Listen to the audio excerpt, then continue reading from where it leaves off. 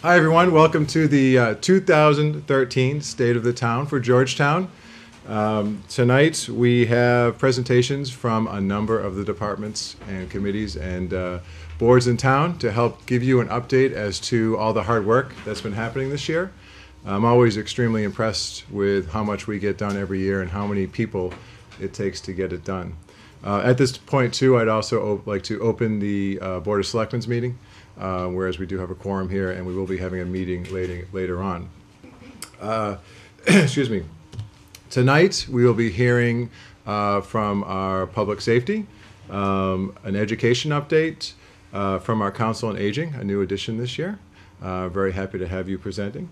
Some land use and other topics, and then we'll end with the Selectmen's report. And I'd also like to thank everybody in all the departments and boards for their work to put these presentations together.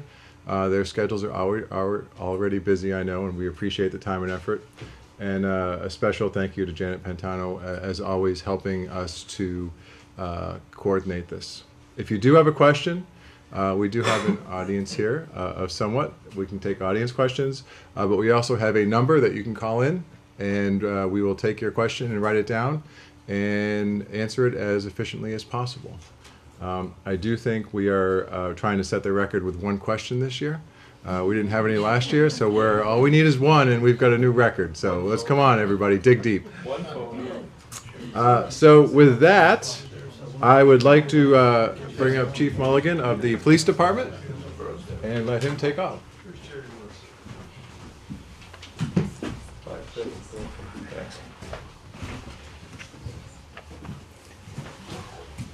I should have asked where that button was. Lower So it right. says page up, page Or you can down? hit the space bar too. Okay. All right, good evening. My name is Jim Mulligan. If you don't know who I am, I'm the Chief of Police, and I'm about to retire this June, so this will be my last State of the Town meeting. So some of the things we've accomplished, and you'll see them driving around in cruisers. We did a recruitment last year. We recruited about 10 young officers, and as you drive around, one of the selectmen, when he saw them here to get sworn in, he asked me if I had a high school class attending our meeting. So we feel like that was a very big accomplishment because they're up and running, they're trained, and they're out on the street. One of the things we're very proud of all the time is our accreditation. Accreditation is our way of saying to the public, look, we are ready to do our job, a cutting-edge professional law enforcement. We're accredited till 2015, and we're very proud of that. Again, for the 33rd year in a row, we've been presented with an award from the AAA Association for not one pedestrian fatality in 33 years. We're proud of that. We're proud of it because we feel we make a difference. We feel that the high visibility, proactive motor vehicle enforcement makes a difference in our community. One of the things we're proud of, it happened last year, but it's been paying benefits ever since, is Lieutenant Don Cudmore graduated from the FBI National Academy. Only 1% of all police officers, 1% of all police officers in this country get to attend the FBI Academy, and you have one in your town. Our honor guard went down to Quantico, Virginia, and Arlington, Virginia, and they trained with the Marine Corps honor guard. This is all they do. They trained with the finest, and I can tell you, when I came back, when they came back and we stood at a funeral, I could tell the difference just from the training they'd had. You could have put a leaf between them.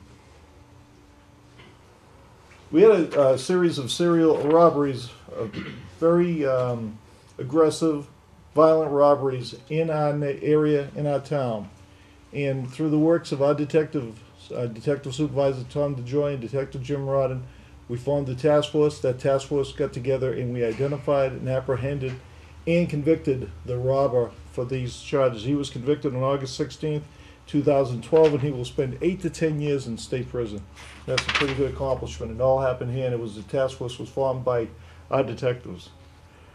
As again every year, Master Patrol, now Sergeant Scott Hatch and Officer Derek Jones, wanted by the Mothers Against Drunk Drivers for their efforts in May 18, 2012.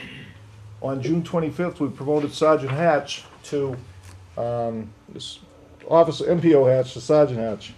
This year, we're going to have our 11th baseball clinic. It's in the works right now. I'm working with Georgetown Baseball, and I'm also working with Hit and Run Baseball to get that going. If you want to sign your kids up, you can go to our webpage. There's an application. You can sign them up now, and it's usually a big hit. We usually have about 100 kids there, and the coaches do an outstanding job. Chief, just hit the other button. You went Oops, I backwards. just hit the wrong one. And one more. Okay. There you go. Opportunities and challenge. One of the things we just completed, and we mentioned this, is we just completed a state-of-the-art communication center. This communication center isn't just for the Georgetown Police Department. It's for the fire department and every other department that utilizes radios, highway, water, light department. And we're going to have a grand opening soon. But this system was opened by $140,000 funding that voters gave us to set this up. We had some mandates from the federal government to open this up. Our officers and the men and women of the Georgetown Police Department, in particular Lieutenant Don Cudmore and Officer Tyler DeShane, went in there and we took $140,000 and we got a $500,000 communication system. And it was done through sweat equity. We paid the clerk of the work, so to speak, Tyler DeShane, at reserve rate, which is very low. So when you see it, I hope you're impressed. I know the fire chief's here, and he worked, Tyler DeShane worked very hard with him as well to get their system. Tomorrow they're going up on the pole, and they're going to do the last piece. They're going to go up on an antenna and hang up our new antenna system. So a lot of hard work, a lot of professionalism, a lot of dedication to the community to save money to make this happen. We've been working, Officer Dennis Sullivan worked with one of our college interns to create a crime prevention unit. And basically what they've come up with is a brochure for communities, for the residents, and one for the business community. And these brochures are excellent. They give you guidelines and tips on what to do. And if you wanted, for example, to have a survey of your home, they would come there and they give you the tips on, maybe shrubs need to be cut, maybe you need to, do a little bit better security in your property. They'll give you those tips. So we're setting that up as we speak, and we're real excited about it. And the brochures are already done, and they were done at no cost to the taxpayers.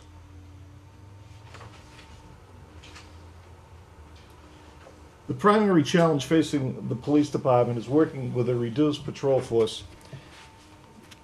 I've been on this for a long time. The problem we have is that we need to have 24 hours, 7 days a week, 3 officers on patrol.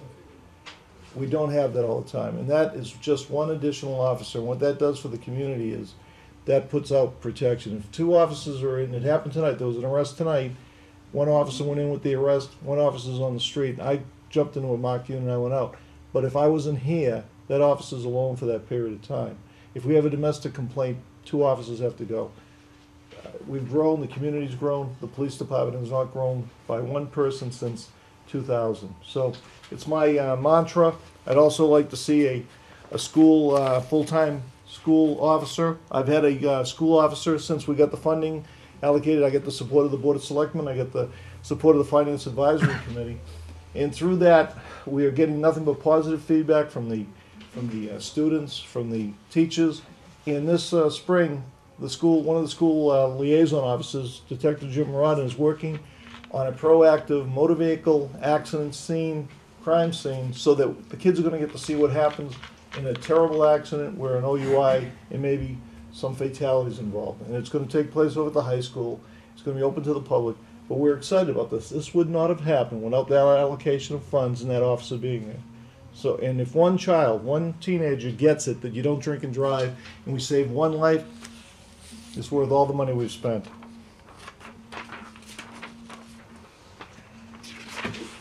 Our goals, and I'm page down.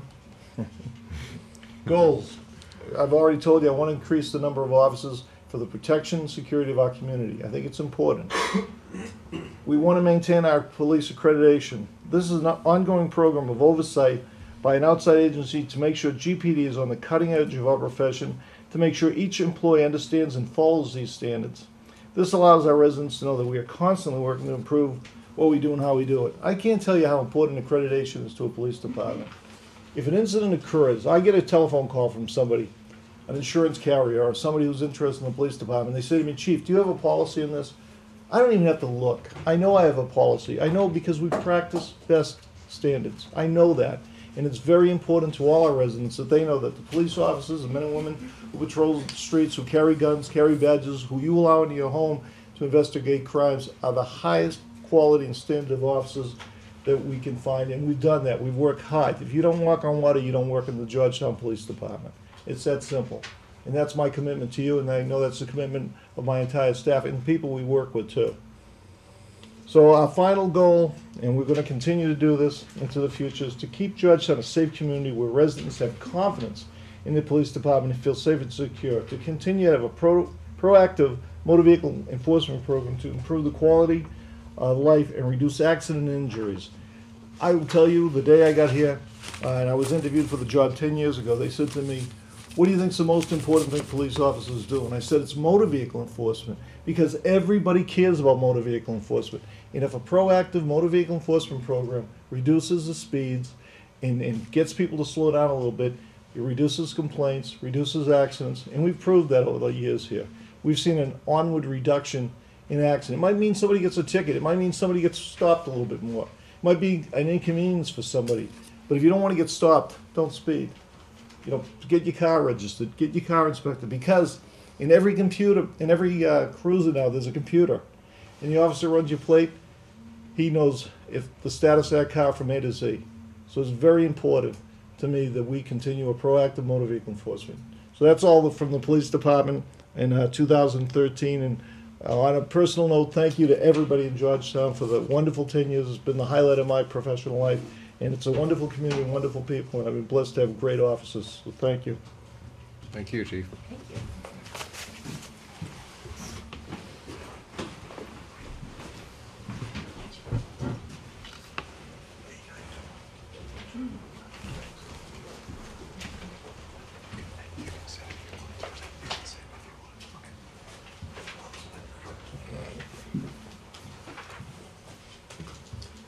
Good evening, everyone. I'm Al Beersley. I'm your fire chief, and I'm going to talk to you about the accomplishments that the fire department has seen over the past year. As the slide shows, we had over 1,200 incidents in 2012, which was a 2% increase over 2011. Our greatest single increase came from medical calls, which was over 6%, which is largely in part due now to our having a transporting ambulance. The other area of accomplishment has been our Fire Prevention and Public Education Division, headed up during 2012 by Deputy Russ Moyer. They take on everything from doing your home smoke detector inspections, building plan reviews, industrial and commercial inspections. In addition to that, they are responsible for hosting the open house and many other outreach programs that we have in the community. We visit the summer camps each year. We put on programs for them. We are at the school. We're with the seniors. Colleen has us frequently talking with the seniors at the different breakfasts and such. And they also are responsible for tracking data. Just as the police chief mentioned with the tracking that is done with the police department, the fire department is also responsible for tracking of information and also for trending. Because if we begin to see trends, particular problem areas or such, we have a responsibility to address it and make sure that we're taking the safest approach. In the training in our department, a lot of 2012 was taken up by our ambulance service training. It occupied hundreds of hours getting everybody up to speed on operating an ambulance. It was one thing for us to respond with a fire truck to your home. Now it's completely different when we pick up a patient, transport them to the hospital. More paperwork that's involved, but we're adding a much better service to the town. Then we have mass fire training, Mass Fire Academy training. We graduated 2 firefighters last year from the program. The program allows us to have our firefighters go through the exact same kind of a training program that your career full-time fire departments go through. And one of our firefighters, Chris Conway, he was the president of the class, and our other firefighter that was in the program that graduated, Scott Silva, received an award for top recognition, advancement, teamwork. It was an all-around, like valedictorian type of a reward he received. Monthly in our training, we do fire skills training in addition to our EMS. We get involved in everything from how to fight car fires to extrication work to search and rescue, things of this nature. Next on our accomplishments is our emergency medical services. This really has become the crown jewel in the services that we have to offer. Right now we currently have 24 EMTs that are on staff, and we have 4 that are taking EMT class right now. They should be graduating probably around the May-June timeframe. And once they're done, that'll give us 28 qualified EMTs for the ambulance. Nice thing about our emergency services side, our ambulance is 100% self-supported. There is not one penny that is used to operate the ambulance that comes from town tax money. That is a wonderful accomplishment because there is really not many services these days, municipal services, that can step up and say that. 100% self-supported. We provide staffing nights and weekends. And again, the ambulance fund pays for all this staffing. Again, not one penny has to come from the town. Now, another good side, our revenues. We charge for permits, for oil burners, for smoke detectors, master box fees and such.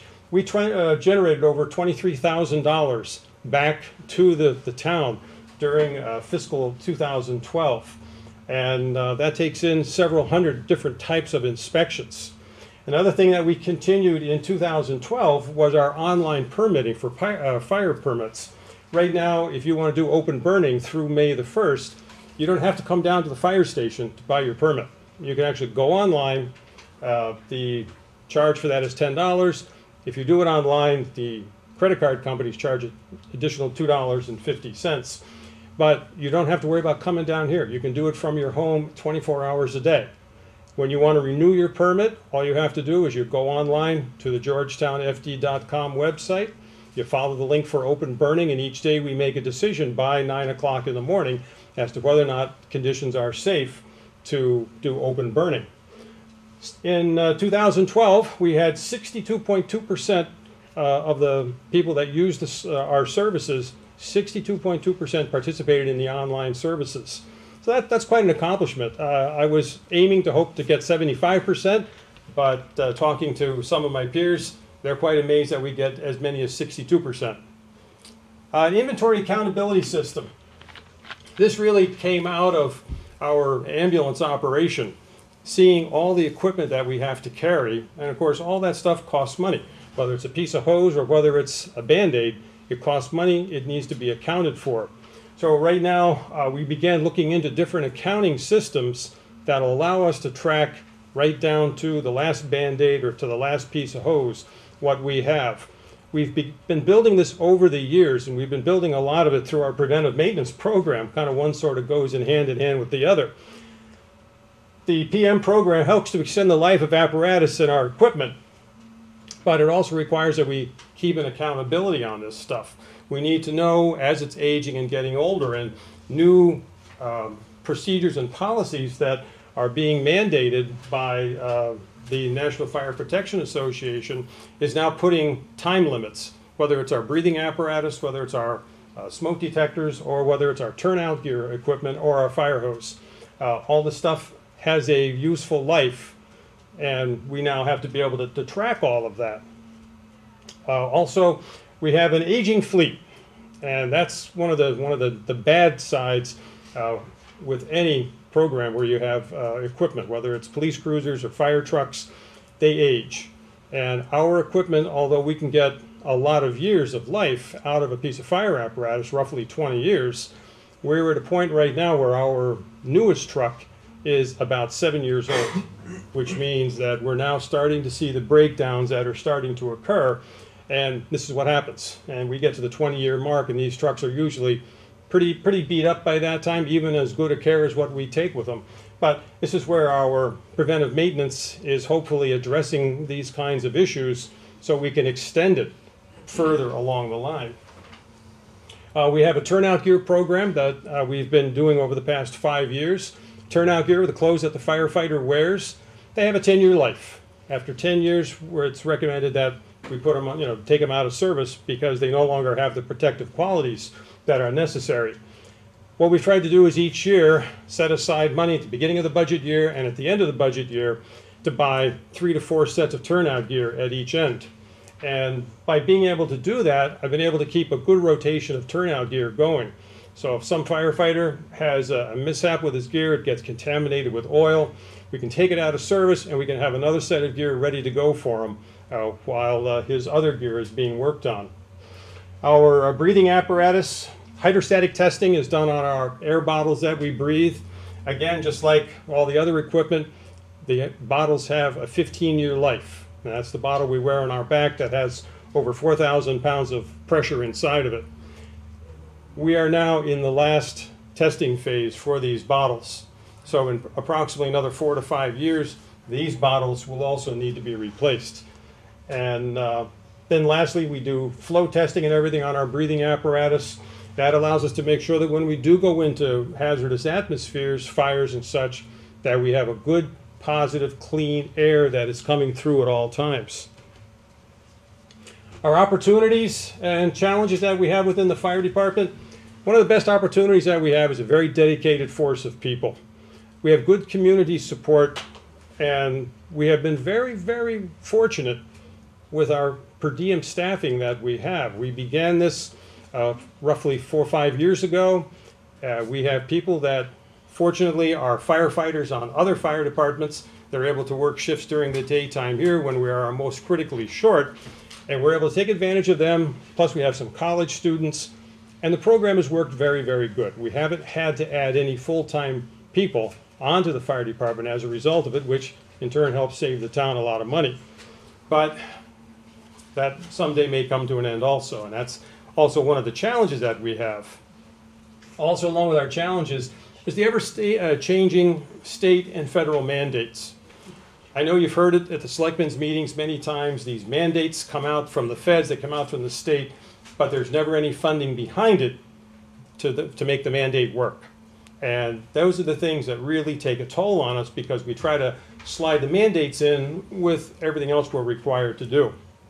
There's increased demands on our training, whether it's hazardous material training, fire training, management training, command training.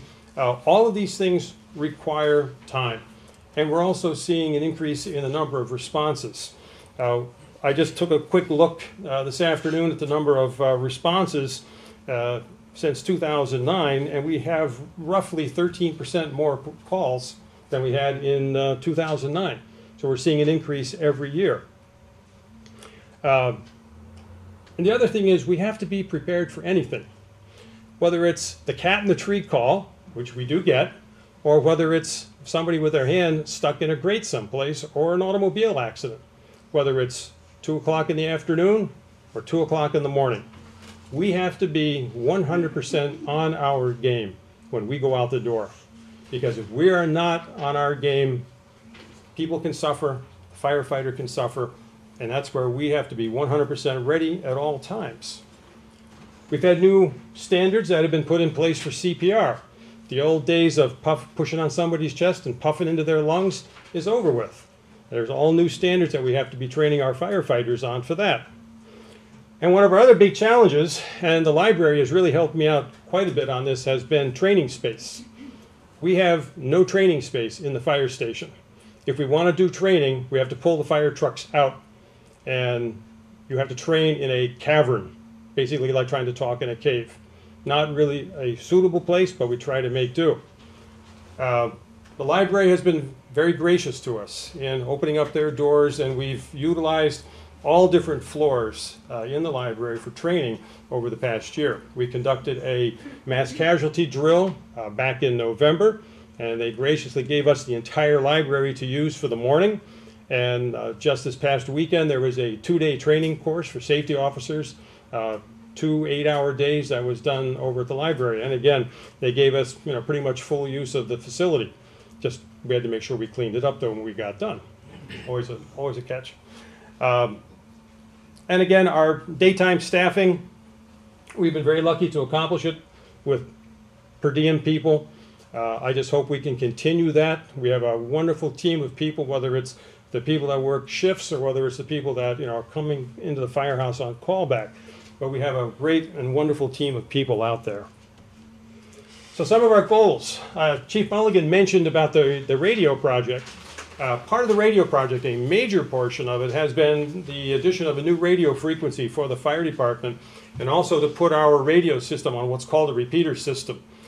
Right now, up until this particular moment, if we were in many parts of town, our portable radios cannot be heard back at our communication center. That endangers the life of firefighters. And just on a personal note, it became blindly true to me when I was out on a call one day and we had some ammunition that was exploding in a burn pile, and I could not radio back to our headquarters to let them know, to advise the other fire trucks that were coming in that don't get too close to the fire because there's ammunition in the burn pile. But we've turned a new page. A new radio frequency is going to come in. Our repeater system is going to allow our radio signals from our portable radios to be picked up and to be transmitted basically with almost the exact same clarity from one end of town to the other. And that is a major, major accomplishment for us. Plus, being on a new frequency. Right now we share our radio frequency with the Methuen Fire Department and also with West Newbury Fire Department. It has caused us problems with radio communications. We've been on a major call, and they've been out on calls, and the radios don't work well. There's a lot of interference. Again, next few weeks, we hope to have all that put behind us. Next thing is under our emergency medical services. By the end of the year, we're looking at adopting our OEMS, which is the Office of Emergency Medical Services, is a conversion over to the National EMT Registry. What that simply means is right now, as an EMT, I carry a patch that shows Massachusetts on it. We are going to go over to a system in Massachusetts that everyone, whether you're from Massachusetts, you'll be doing the same thing in California, the same thing in North Dakota. So we will all be standardized from one side of the nation to the other. Massachusetts is basically one of the last states to go over to the National Registry. Document conversion. We've been trying to digitize and electronically convert our fire department records. We're making headway on it, trying to get, because we don't have any space to put paper files in, so we're trying to get as much over as possible onto the electronics. Training, we're able to take advantage of. In fact, just last 2 weeks ago, the Mass Fire Academy announced that they have some mobile field units that are going to be coming out to fire departments that request them to do many, many different things, from live fire training to working with your self-contained breathing apparatus to managing a fire. They have one computer-laden tractor trailer that comes in and allows 20 people to work a simulated fire. I've already applied to have those trailers brought in over the summer and into the fall, so we'll make those trailers available to our firefighters. And lastly, our Fire Prevention Division. There's a program out there available for fire prevention officers. They can take it online, so we're encouraging our fire prevention officers to take this training. It'll give them a certification at a basic level. There is also level 1 and level 2 that's going to be available. So we're going to be able to get them into those training courses as time goes by. And the last thing is, just for the firefighters that are listening and their families, I want to say, just from the deepest part of my heart, is a thank you. The support that the families give the firefighters is just incredible. Just think about your loved one being home, getting ready to sit down for dinner, and they get called out for a call. Or it's Christmas, and you have to go out and sit in somebody else's firehouse because they're having a fire. Or like what happened during one of the blizzards, we spent 5 hours in the raging blizzard fighting a fire over in West Newbury. It takes a special person to do that, but I think it even takes a more special family to support those people. And my thanks to them, my thanks to the Board of Selectmen for your support, and also to Jan Pantano. She helps us out with getting information. And if you want more information, there's our website. It's georgetownfd.com. And I encourage you to take a check on it. We keep updating it with different calls and things that are going on. And we also have the station is available anytime you want to come by and take a look, see the trucks, talk with us. We're there. So thank you. Thanks, Chief.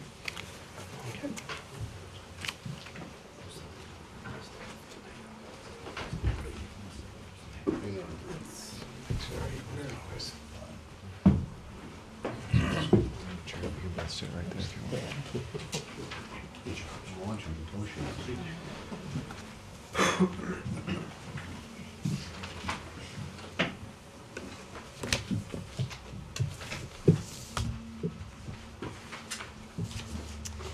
Good evening. I'm Ellie Sinkowitz, co-chair of the School Building Committee. And I'm Michelle Smith, co-chair. The slide you're looking at is an aerial view of how the new Pembroke School will look. It's located behind the current school. Again, it's called In the Woods location, and that means there'll be very little disruption to the school day when it's in session. We're happy to report that the goals set by the School Building Committee last year have been met. Our first and largest accomplishment was gaining town approval to build a new K-6 Pembroke school. In the fall of 2012, Georgetown approved the Pembroke new building project at town meeting. Once that approval was granted, the next step was to move forward to a ballot vote. The town again showed their support by voting to approve this new building. Our next accomplishment was that we completed the schematic design phase of the new Pembroke School. This process was completed and submitted to MSBA this past February. The process and procedures require the project to go through 4 pricing estimates at 40%, 60%, 90%, and 100%. So we've just completed the 40%. That was submitted to MSBA in February. And at this point, or at this stage, we're on budget. Our third accomplishment was the approval of a feasibility study for the Georgetown Middle High School. While in the process of completing the feasibility study for Pembroke, MSBA expressed an interest in helping Georgetown to address all its educational needs and asked us to examine the Georgetown Middle High School. In doing so, they agreed to a partnership with Georgetown in which they would be willing to pay for half of the feasibility study. Once again, the town showed its support by voting approval for the feasibility study of the Georgetown Middle High School. This next slide shows a floor plan of the school. The small, I don't know if you can see it, the small section on the left in blue are the classrooms for kindergarten. The large middle section will be the main offices, the orange in the back of the cafeteria and the gym. And on the far right, the blocks of blue will be the classrooms. On the first floor, it'll be grades 1 and 2. There'll be a second floor with grades 3 and 4, and a third floor with grades 5 and 6. The second floor will also house the Library Media Center.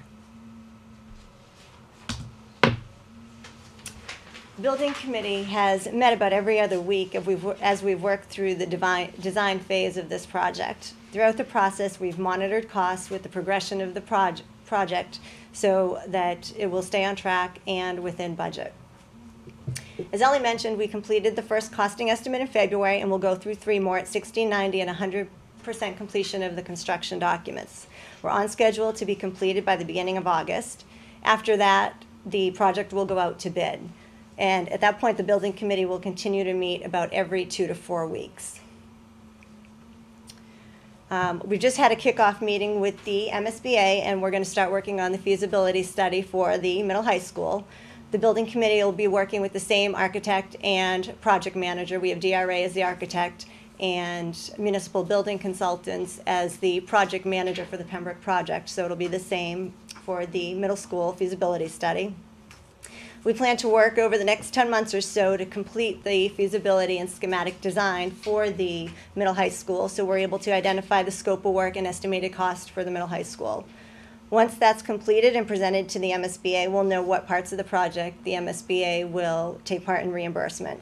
Our reimbursement rate is the same as it is with the Pembroke project, and we're at about 51% right now. Throughout the execution of the project, the building committee has and will continue to consider and monitor the work that could potentially affect Elm Street residents, such as traffic, safety, the emergency access driveway, and water management.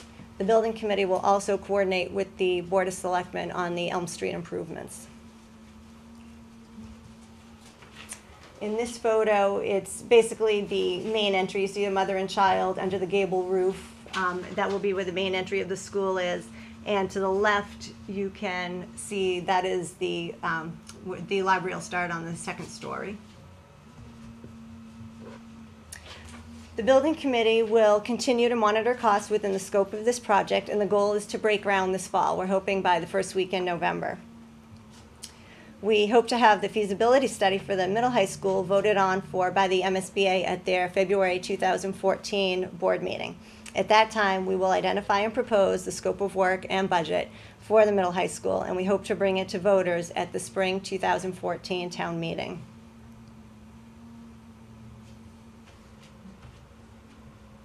And this last photo shows it's basically as parents would drive up to the school, they will come by the two long wings of the school that house the grades 1 through 6. Then they'll approach to the main entry where you can see a little bit of the gable roof, and then continue to proceed off past where the library is. And it's important to note that actually the buses will have a separate route than parents do for the pick up and drop off, which hopefully will prove to be much more beneficial than what we have today.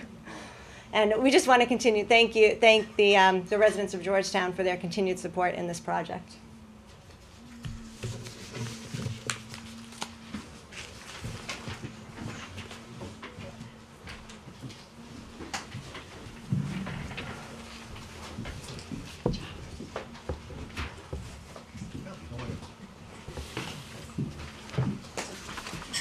Well, good evening, everyone.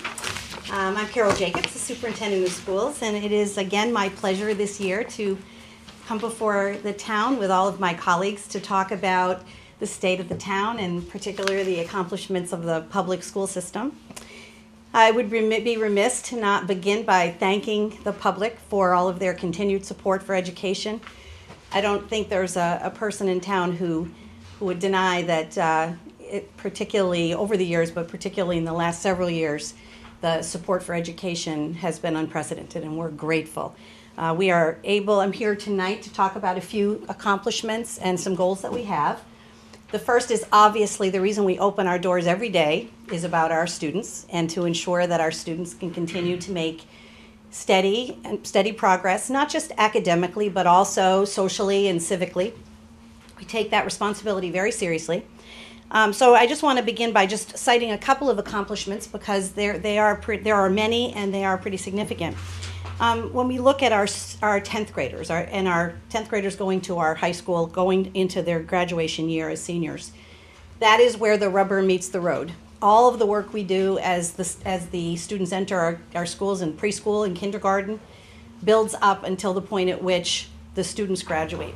So if we look at the class of 2012, 37 seniors earned John and Abigail Adams scholarships, which means that their MCAS scores were so significantly high that they qualify for a free tuition at public schools and college universities at the state, which I think is amazing. The 50 students, or 41% of the class, was inducted into the National Honor Society. That, again, is a very, very significant number of students, and it is a very lofty process that they must go through in 5 particular areas, one of which is academics, but the others are in areas like leadership and community service and giving back to their community. Advanced placement students, again, scored, the average was a 4.2 overall, when a 4 and a 5 are the top levels that we can get.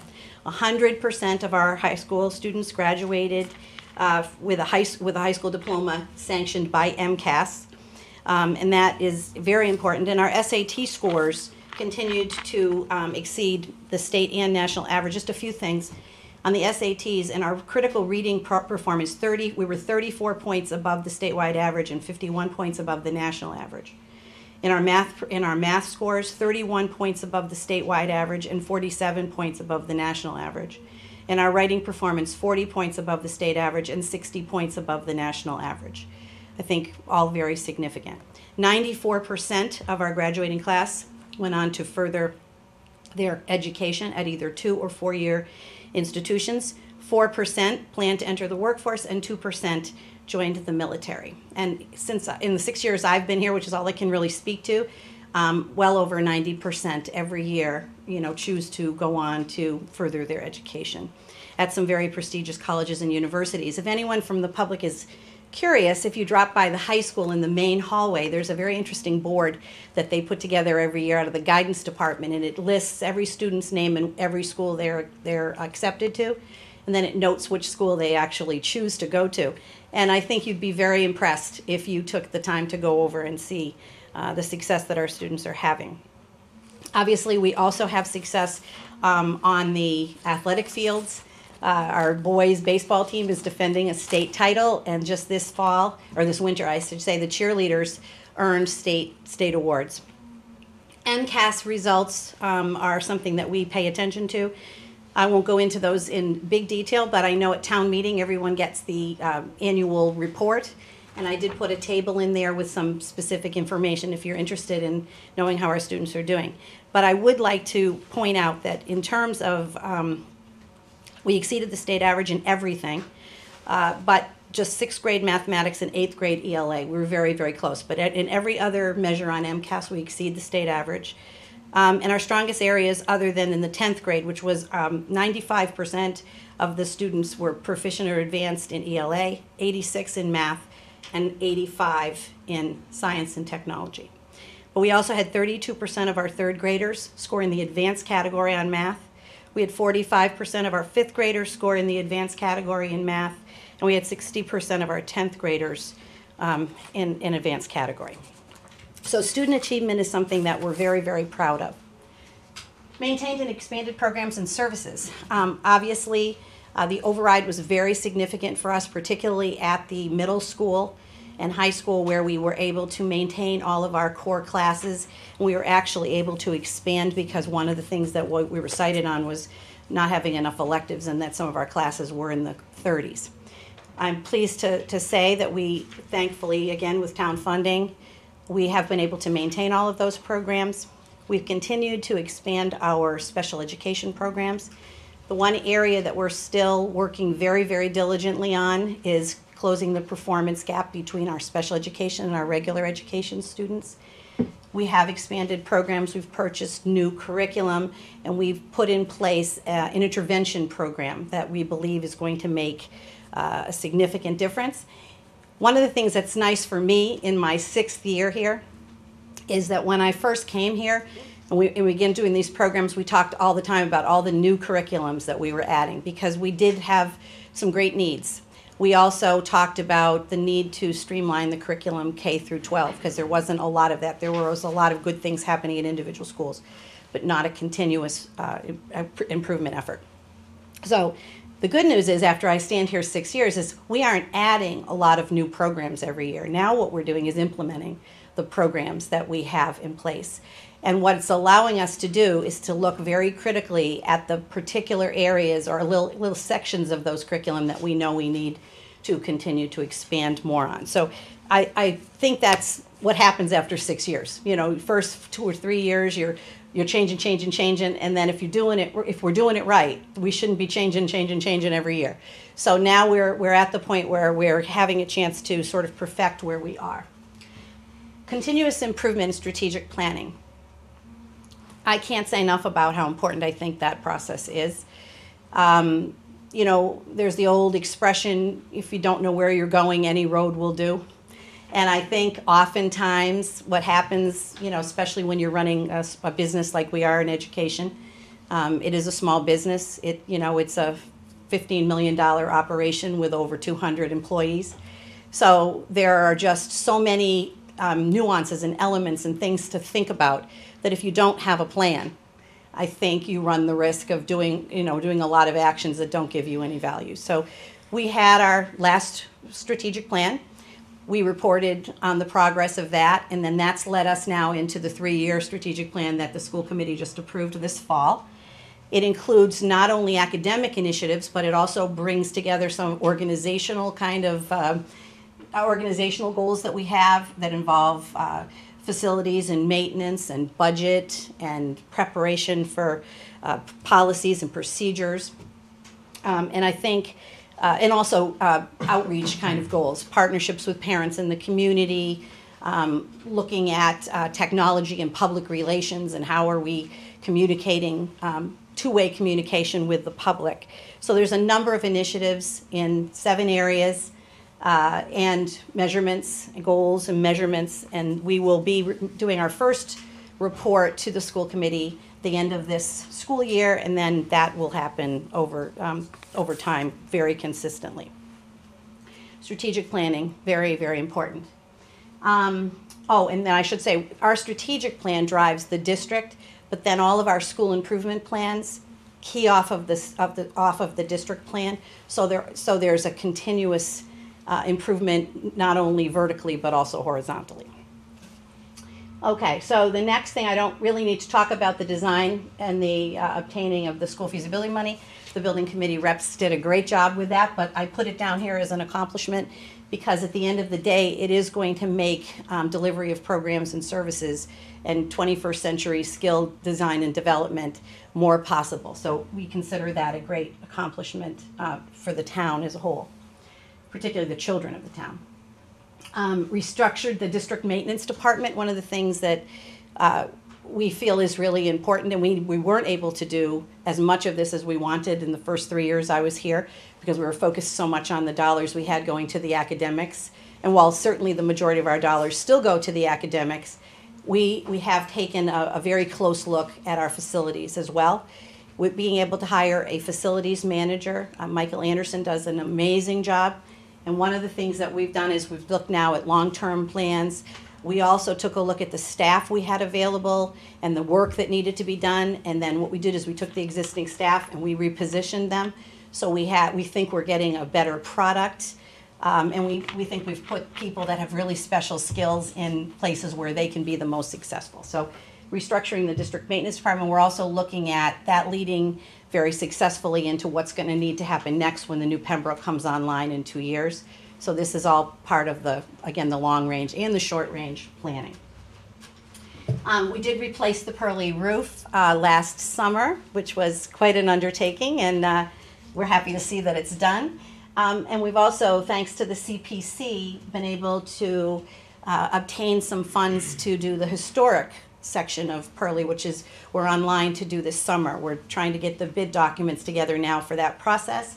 And that would involve replacing slate on the roof, not the entire roof, but replacing, I think it's about 200 slates.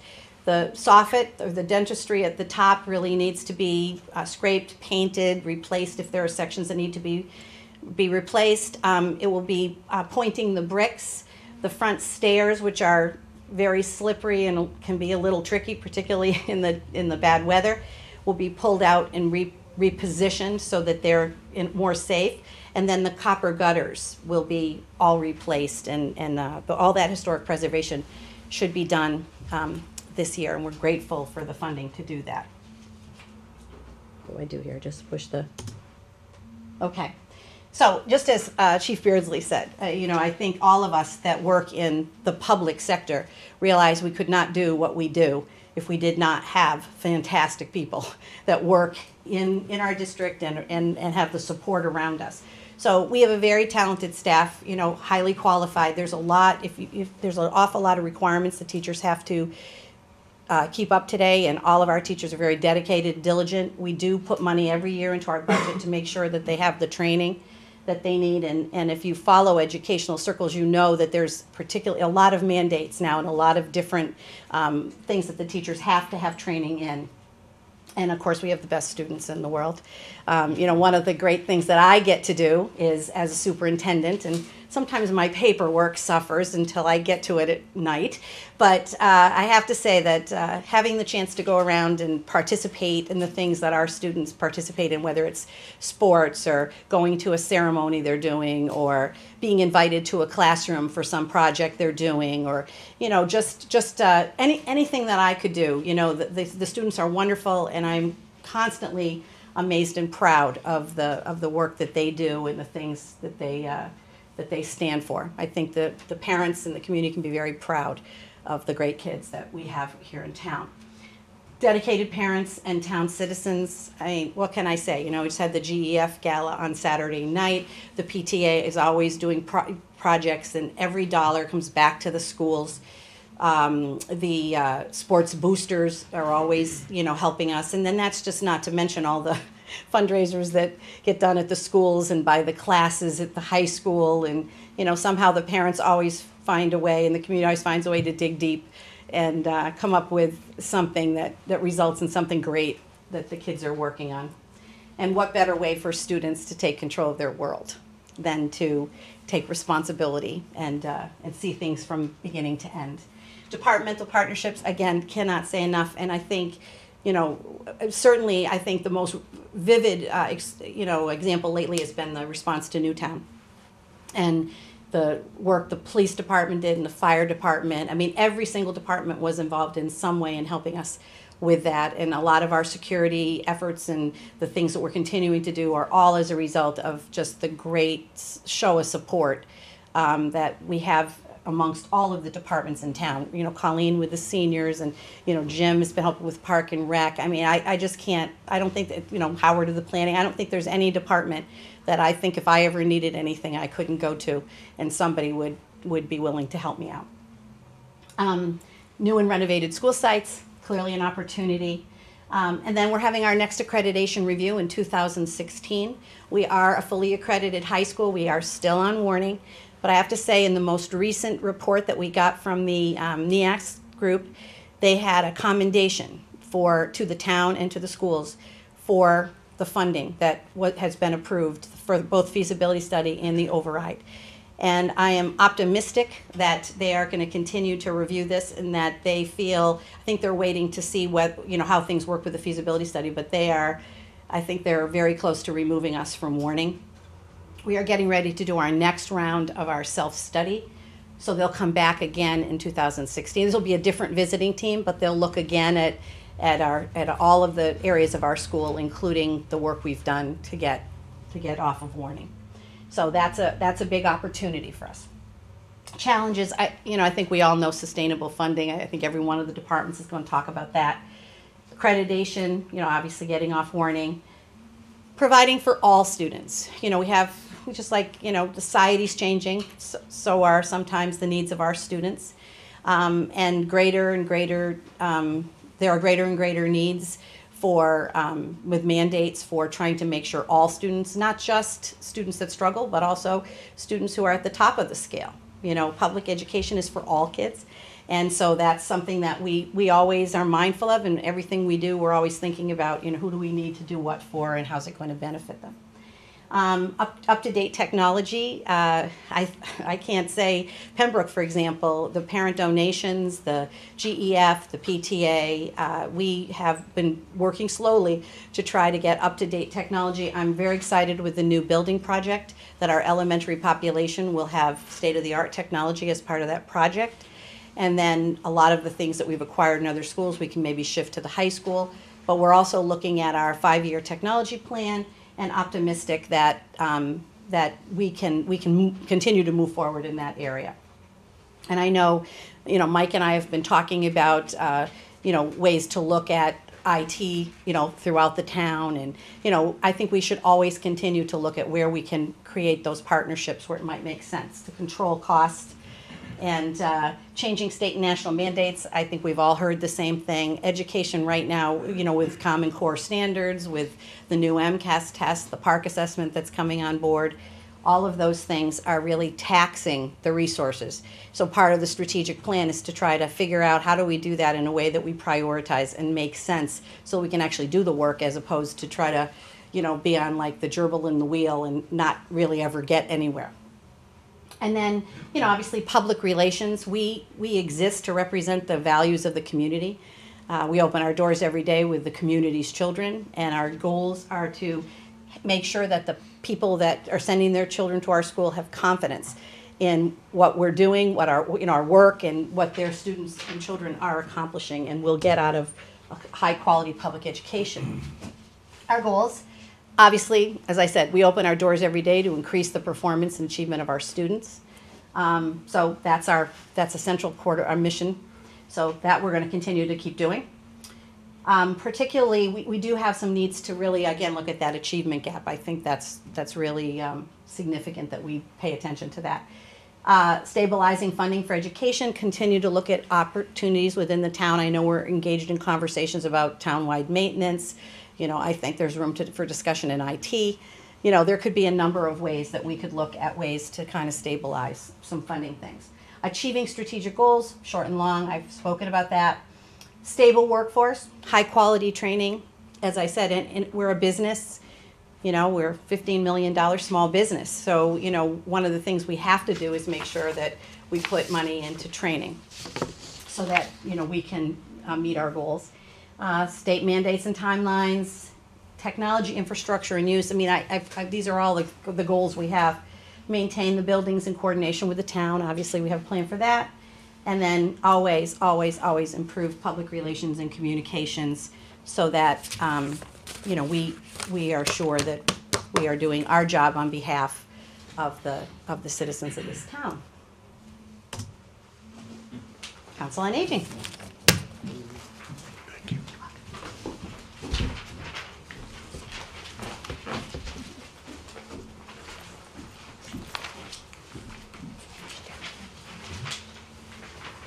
You can sit if you want to. If you want to sit, you can sit. Good evening. I'm Colleen Ranshaw Fiorello. I'm the Georgetown Council on Aging Director. And you know, this is the first time that I've prepared a presentation for the state of the town, so I really just kind of wanted to give people some background and, you know, sense of who we are and what we're doing. And again, I'm hearing things that resonate, you know, from my other colleagues, and for, you know, the Council on Aging, it's important to gather statistics as well. So I know that based on the federal census from 2010, that we're serving 1,428 elders in town, and elders in Massachusetts are people who are 60 years or over. And so out of that, I know now this year, last year in FY12, that we provided 656 elders with 6,773 units of service. And those units of service could include, I broke down our major programs at information and referrals, transportation, both medical and grocery shopping, social, recreation, health, culture, and advocacy programs. We look at things from a holistic point of view. In terms of well-being, we want to hit all of those components that keep people well and aging healthily in their homes. So, and we're offering our programs in 3 different locations currently. We have programs that happen here at Town Hall in our office, and we have programs that take place in space that we rent at the First Congregational Church Monday through Wednesday, and we offer programs at the Housing Authority's facility, Trestle Way, as well. So some of our programs include blood pressure clinics, annual flu clinics, wellness education programs, yoga classes, strength training classes, indoor walking program. It's a partnership with Carolyn and Pembroke.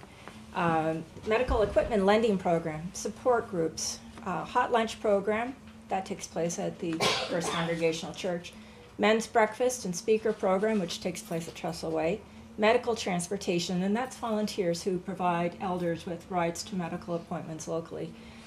SHINE, which is serving the health information needs of elders program, that's a health insurance counseling program. Our weekly grocery shopping program, which is offered by the Council on Aging van. Our Elder Brown Bag program, which is a bag of groceries per month that's coordinated with Elder Services of Merrimack Valley, and my van driver delivers currently 38 bags to 34 individuals. Income tax preparation, we have a wonderful income tax preparer who is a volunteer through RSVP and ARP, and he's been working very hard this year with an increased number of clientele. Information and referral to food and fuel assistance programs, that has seen an increase. We provide assistance in completing application processes for food stamps and fuel assistance.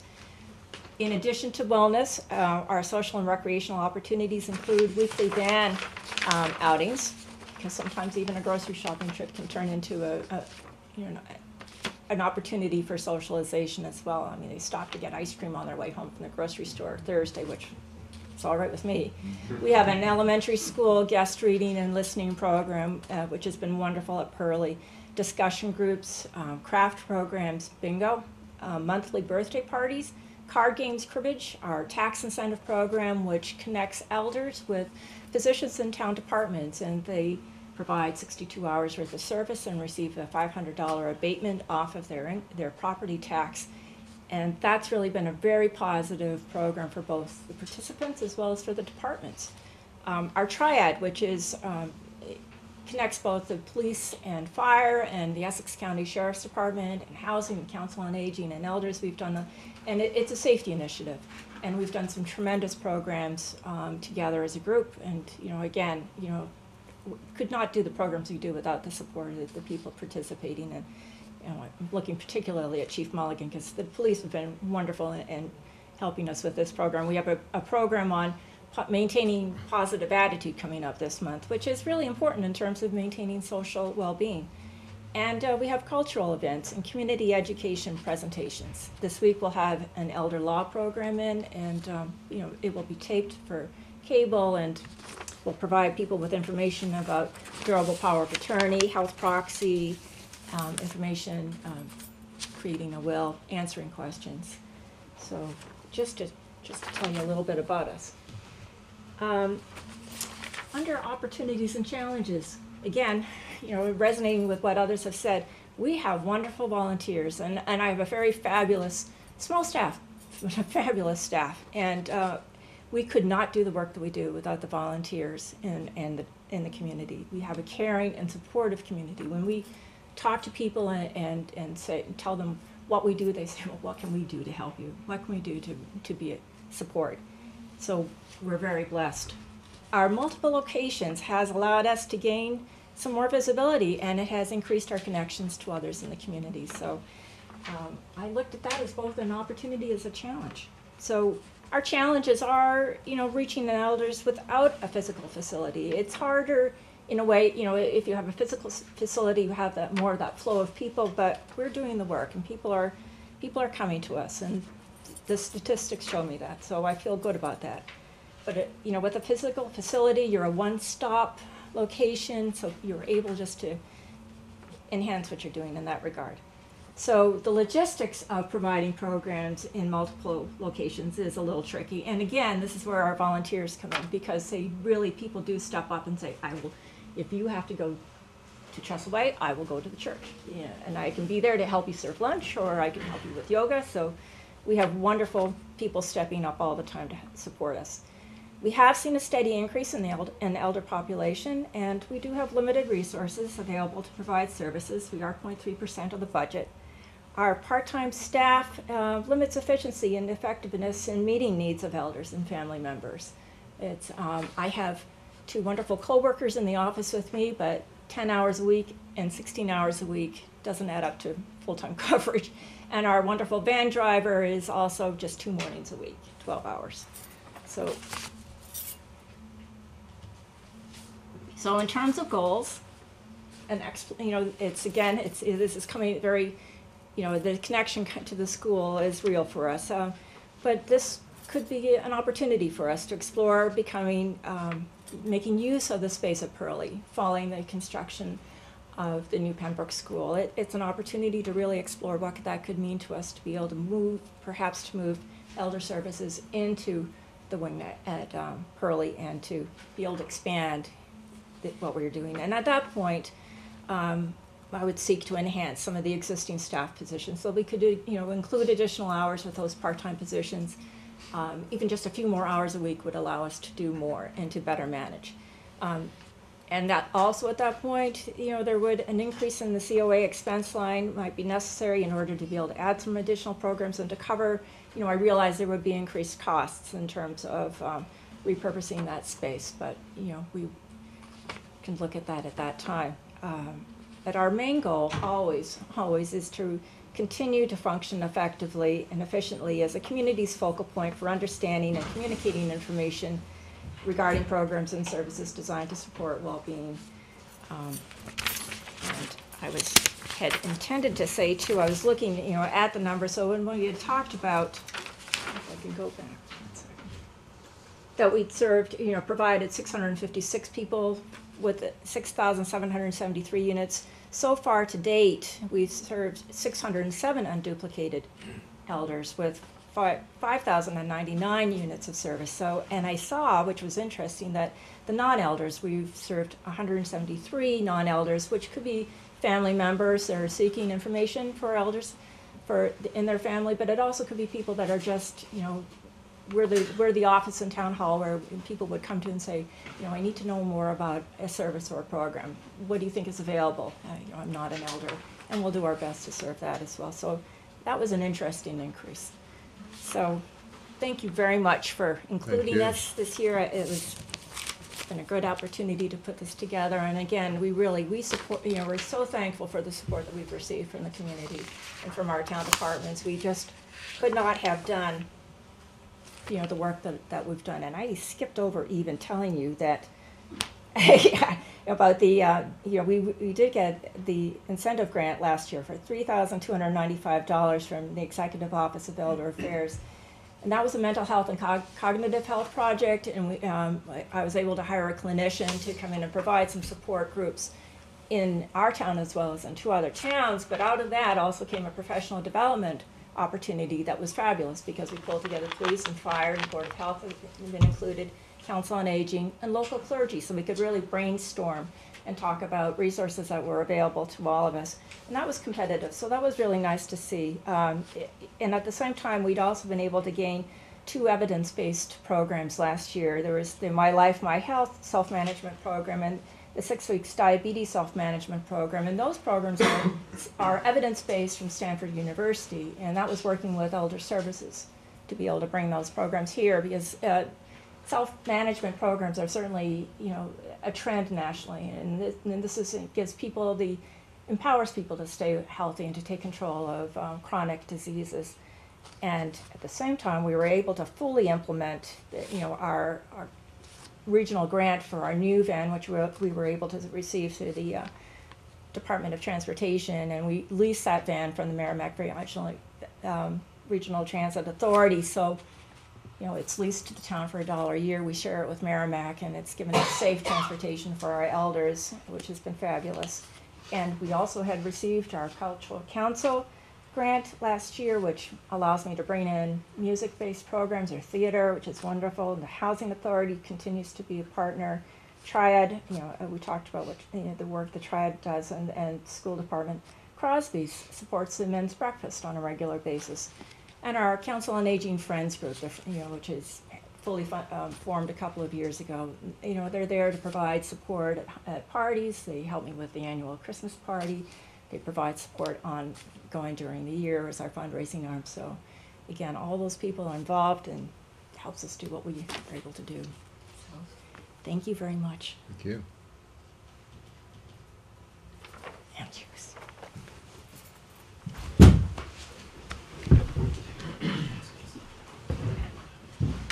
Page down, page up. Page down, or space bar.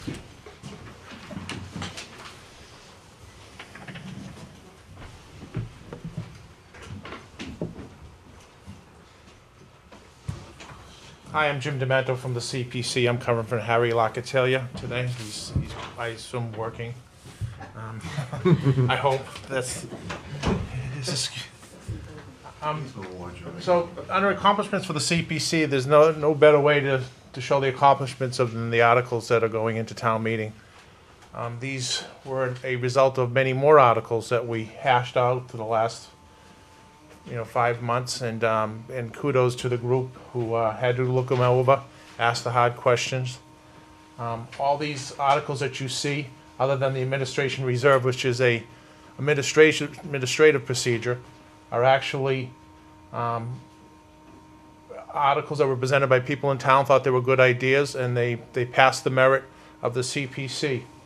The CPC's job is not to decide if the article is good or bad, but whether it's a good enough suggestion to go to the town meeting for approval or not approval.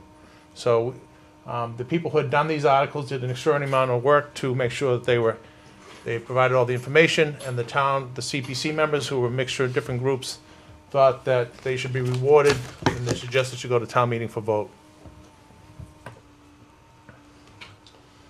So on the opportunities and challenges, I would really say this slide is more about challenges. We have a number of large projects that CPC has paid for over the years that are still open. People think they vote for the article that goes to June 1st rolls around, the money gets put in the fund and the project is done. Well, that is not always how things work. Some of these projects are fairly large. And for instance, the rail trail utilization, we have finally got, that is now coming to fruition, that we are working on the contractual obligations to the rails trail and get that finalized. Greenbelt additions, as you know, we have gone on a pursuit of Greenbelt land.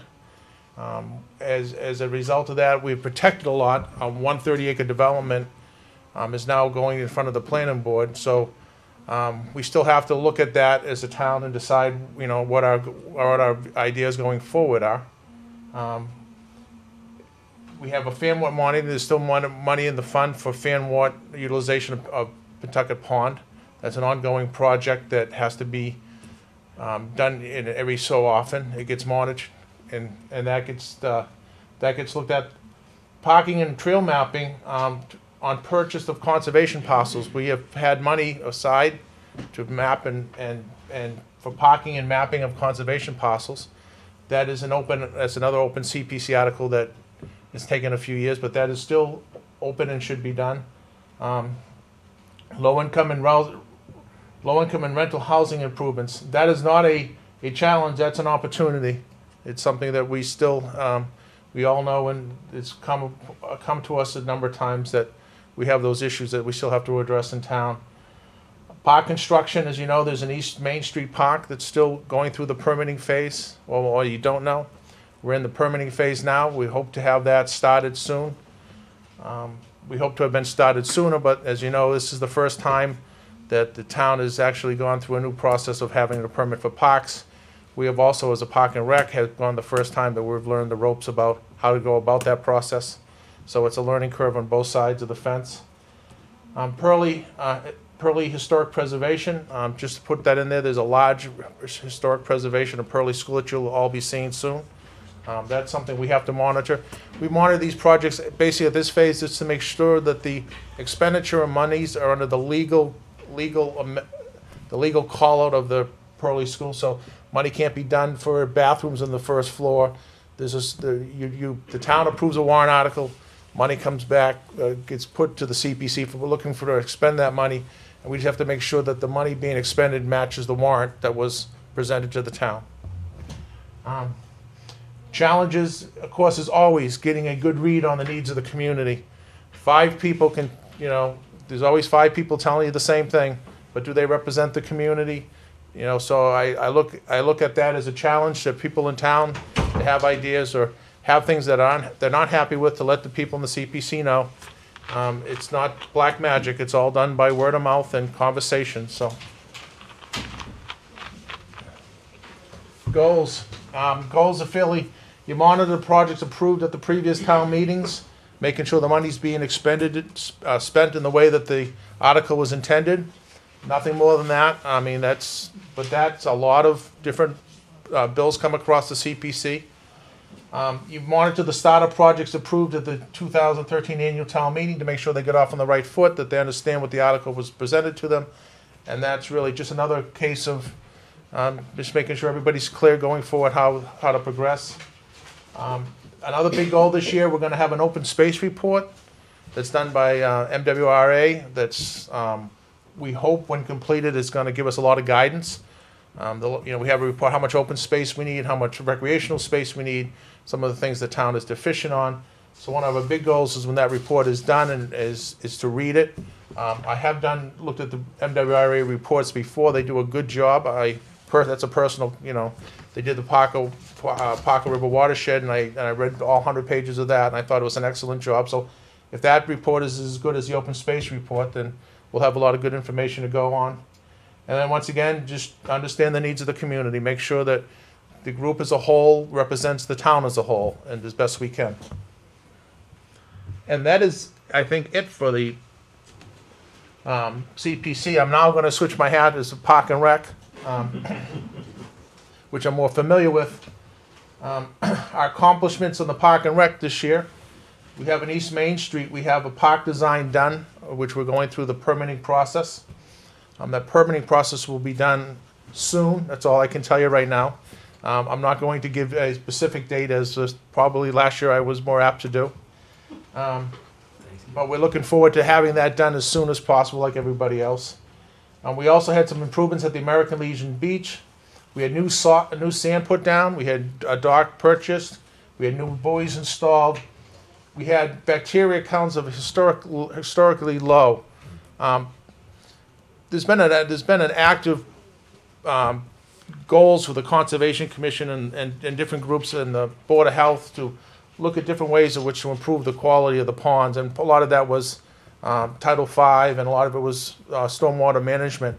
Last year we had our first reading was 3, which is 3 parts, and it actually takes 260 parts per million to basically close the pond.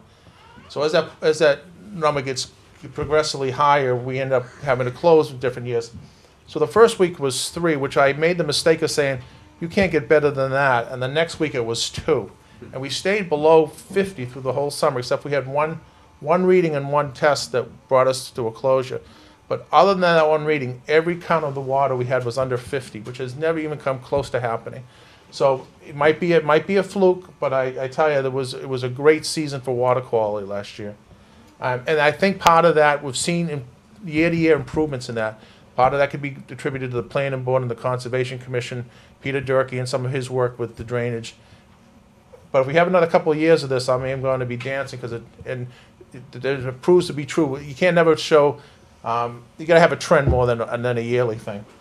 We also had, to get off that subject and on the others, we had new sandbox put down. We had to remove some equipment for safety reasons. The American Legion, the playground had some issues with safety, nothing major, but better to take some things offline. And as all you know, we became a movie set location. We had Labor Day movie down there this year, which was quite exciting, and everybody has their stories on that, so I'll leave that one. West Street, which is another recreational facility at the park, the Park and Rec, which is in Middles Hill. We have no upgrades to talk about in those years. West Street is a facility we really can't do much with. We can't put down loam. It's under the direction of the water department. We do the best we can to provide a watered surface. Middles Hill, again, is a facility we can do work in, but it didn't need any. Opportunities. So we have a Central Street Park, that a piece of land that in the future, when the rails trail access goes through, the rails trail gets used, it'll give the rail trail access. It'll provide parking for 5 or 6 cars. That would be a safe spot for people with young children to get on. It's a long stretch with no road crossings, so someone with young kids, they can get 30, 40 yards ahead. That's an opportunity in the future. That land has been put aside. We probably won't do anything until the rail trail moves along in its future. We have a playground upgrade proposed at American Legion Park. You'll see it as one of the warrant articles at town meeting. That stands on its own merit. You'll see more at town meeting about what that's all about. They'll show you pictures, and I'm sure it'll be a great discussion. As part of that playground upgrade is also a pavilion at American Legion Park, which is also part of that warrant article. American Legion Park rail trail access. As soon as we have ability to use the rails trail, the back part of American Legion Park was always accessed through Pond Street and the other streets through the rails trail. It's always been overgrown. It makes a much shorter trip for people with kids to go down the rails trail and get to the backside of American Legion Park. So one of the things we'll be pushing for as soon as possible is being able to clear that, to make that accessible to people. It's a lot longer walk around if you can't use it. Future summer activities. One of the other articles you'll see is for a synthetic turf.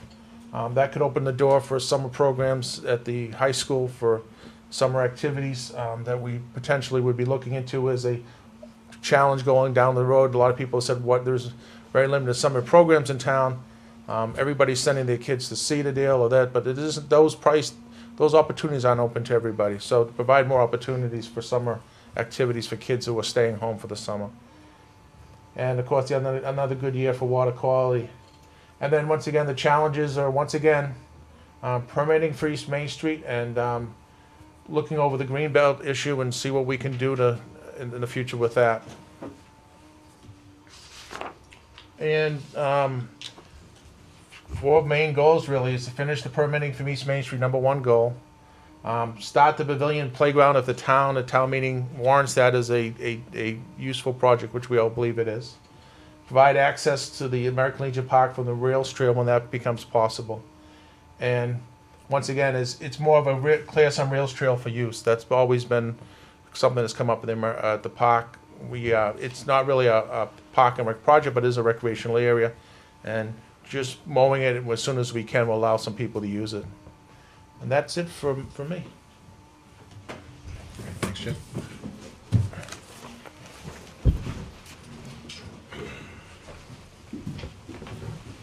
Well, I thank everybody for staying through to this later part in the presentation.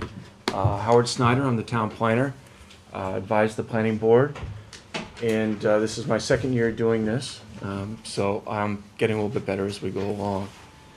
Accomplishments with the planning board over the last year is we are beginning to integrate, we have purchased and beginning to integrate technology in order to become more effective in the way we process applications as well as outreach with the public.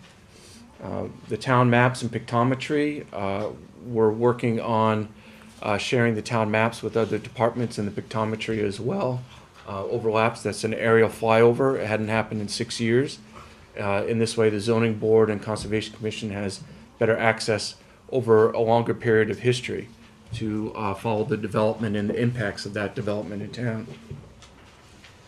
The 43D expedited permitting program I'll get into a little bit later on. In brief, we're working to market various properties that are either underutilized or are undeveloped in town in order to foster greater economic development. Item 3 you'll see under accomplishments.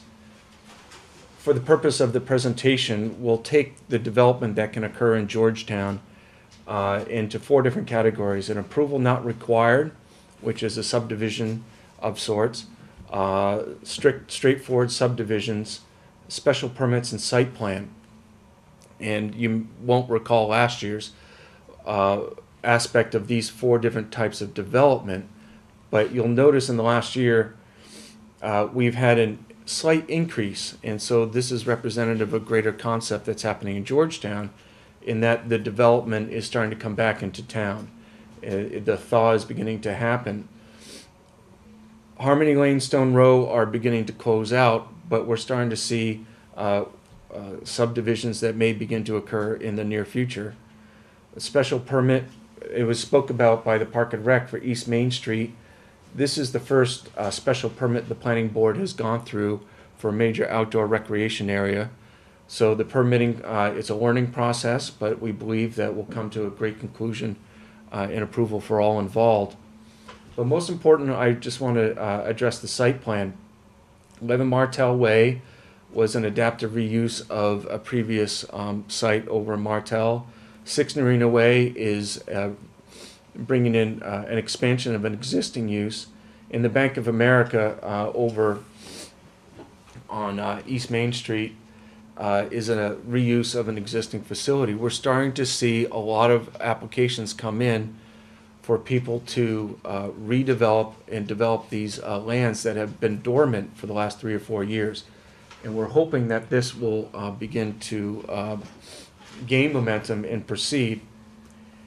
These 4 different types of developments types are also what I perceive as the town planner as becoming more of a suburban type of development pressures onto Georgetown, while Georgetown has been a little bit more rural in nature. And we're beginning to see that with the new school being built. We're starting to see it with the movement being made to bring in more athletic facilities. And that will tie in a little bit more to how the open space and recreation plan gets developed. M accounts, every time there's a development that comes into town, they open up an escrow account for sub-consultants to be paid to review those type of developments. what the planning office has achieved over the last year to support the planning board is closing out these 53G accounts that are no longer applicable, returning those monies back to those who opened up the account. And it's just an example of how the planning board and planning office have been working to get things established in a great base point, so when these development pressures come in, we're well prepared and we're not trying to revisit things in the near past. Spring, the annual town meeting last year for the zoning bylaws, we adopted the FEMA flood insurance rate maps. This was the first time FEMA maps were adopted by the town, and ever since then, I've probably averaged 2 to 3 property owners a week for the last 6 months coming in wondering if they're in a flood insurance area. The implications is if they are, they need to pay flood insurance. If they're not, then they need to go through an investigative process to not have to pay flood insurance.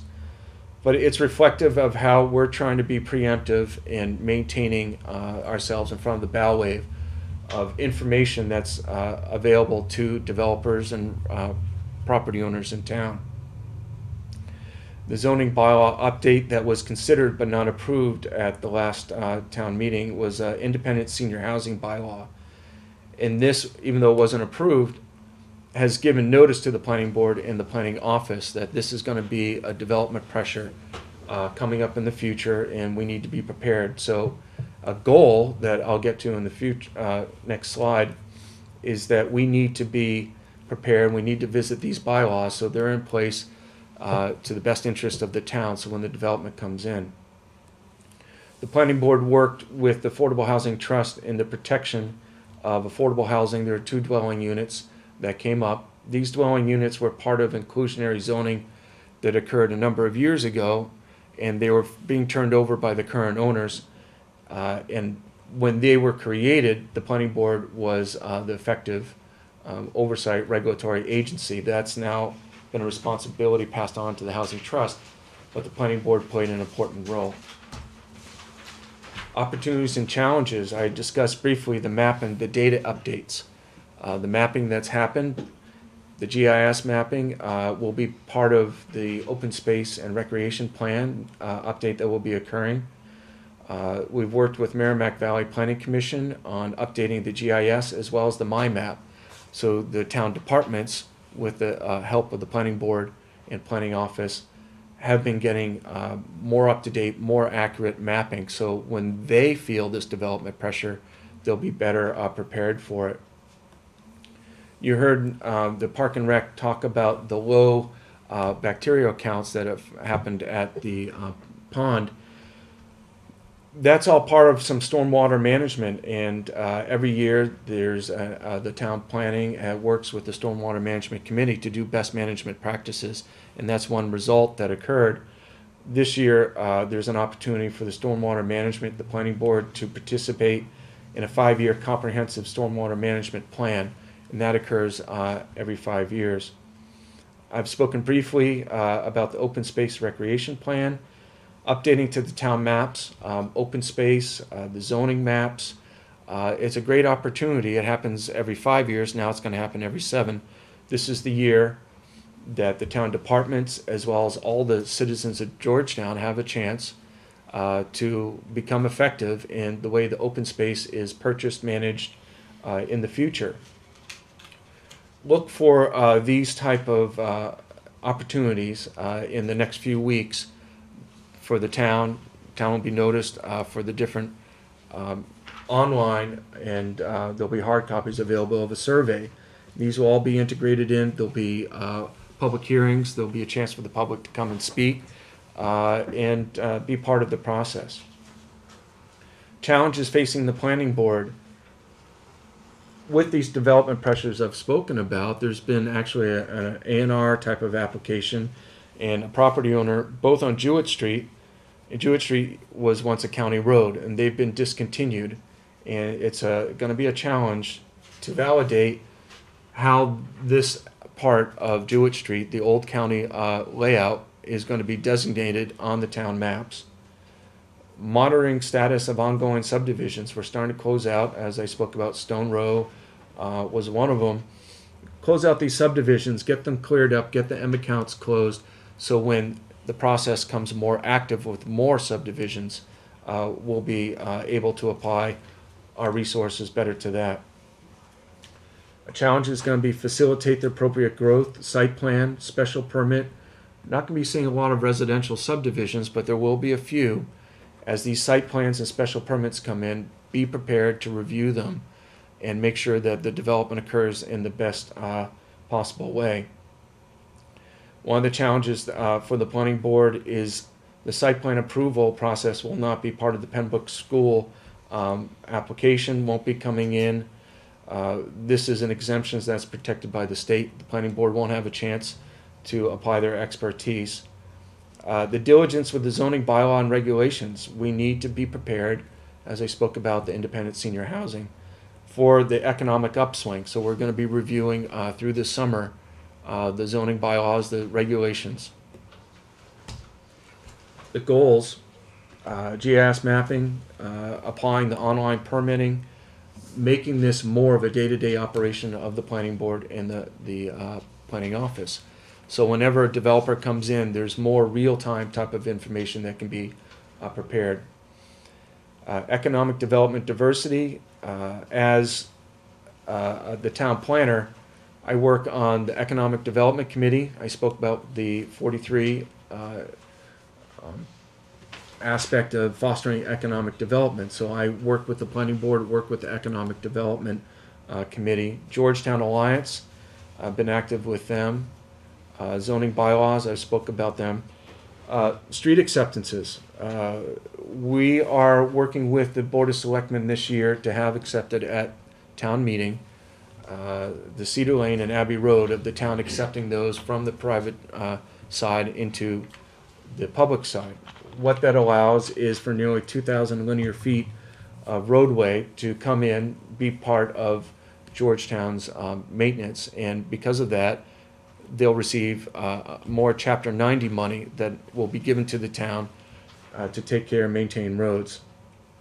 A goal from the planning board this year will be the master plan in 2007. It's time for a 5-year comprehensive review update, and it's a great time for it to follow the open space and recreation plan. A lot of the information gathered from the open space will be applied into the master plan update. I just want to take a side note and briefly elaborate on the role of the town planner working with the Economic Development Committee, helping them as a liaison for the planning board in fostering economic development. I also work with the Rail Trail Committee that you've heard about. The Rail Trail Committee has been very active on getting the ability, and they hope for this summer to be able to open up for limited access and the use. For this is a long-range plan for the rail trail to work border to border from Boxford up to Newbury Byfield, all the way up to the end of Newburyport at the water. The other aspect I'm involved in, the Stormwater Management Committee. I've been working best management practice, as I spoke about. That happens occasionally, but we're working to make sure that the coordination between Park and Rec, Conservation Commission, the Board of Health, and the Department of Public Works all works to reduce stormwater impacts. Another role I work with is the Affordable Housing Trust agent, and it's been a very busy year. Accomplishments we've developed over the last 6 months and hope to have come to fruition and effective initiated development for a rental assistance program. This is something that was worked with, the housing production plan. It's a 1 to 5 year goal of the housing production plan. So the rental subsidy program, you'll be hearing a lot more about it in the forthcoming weeks.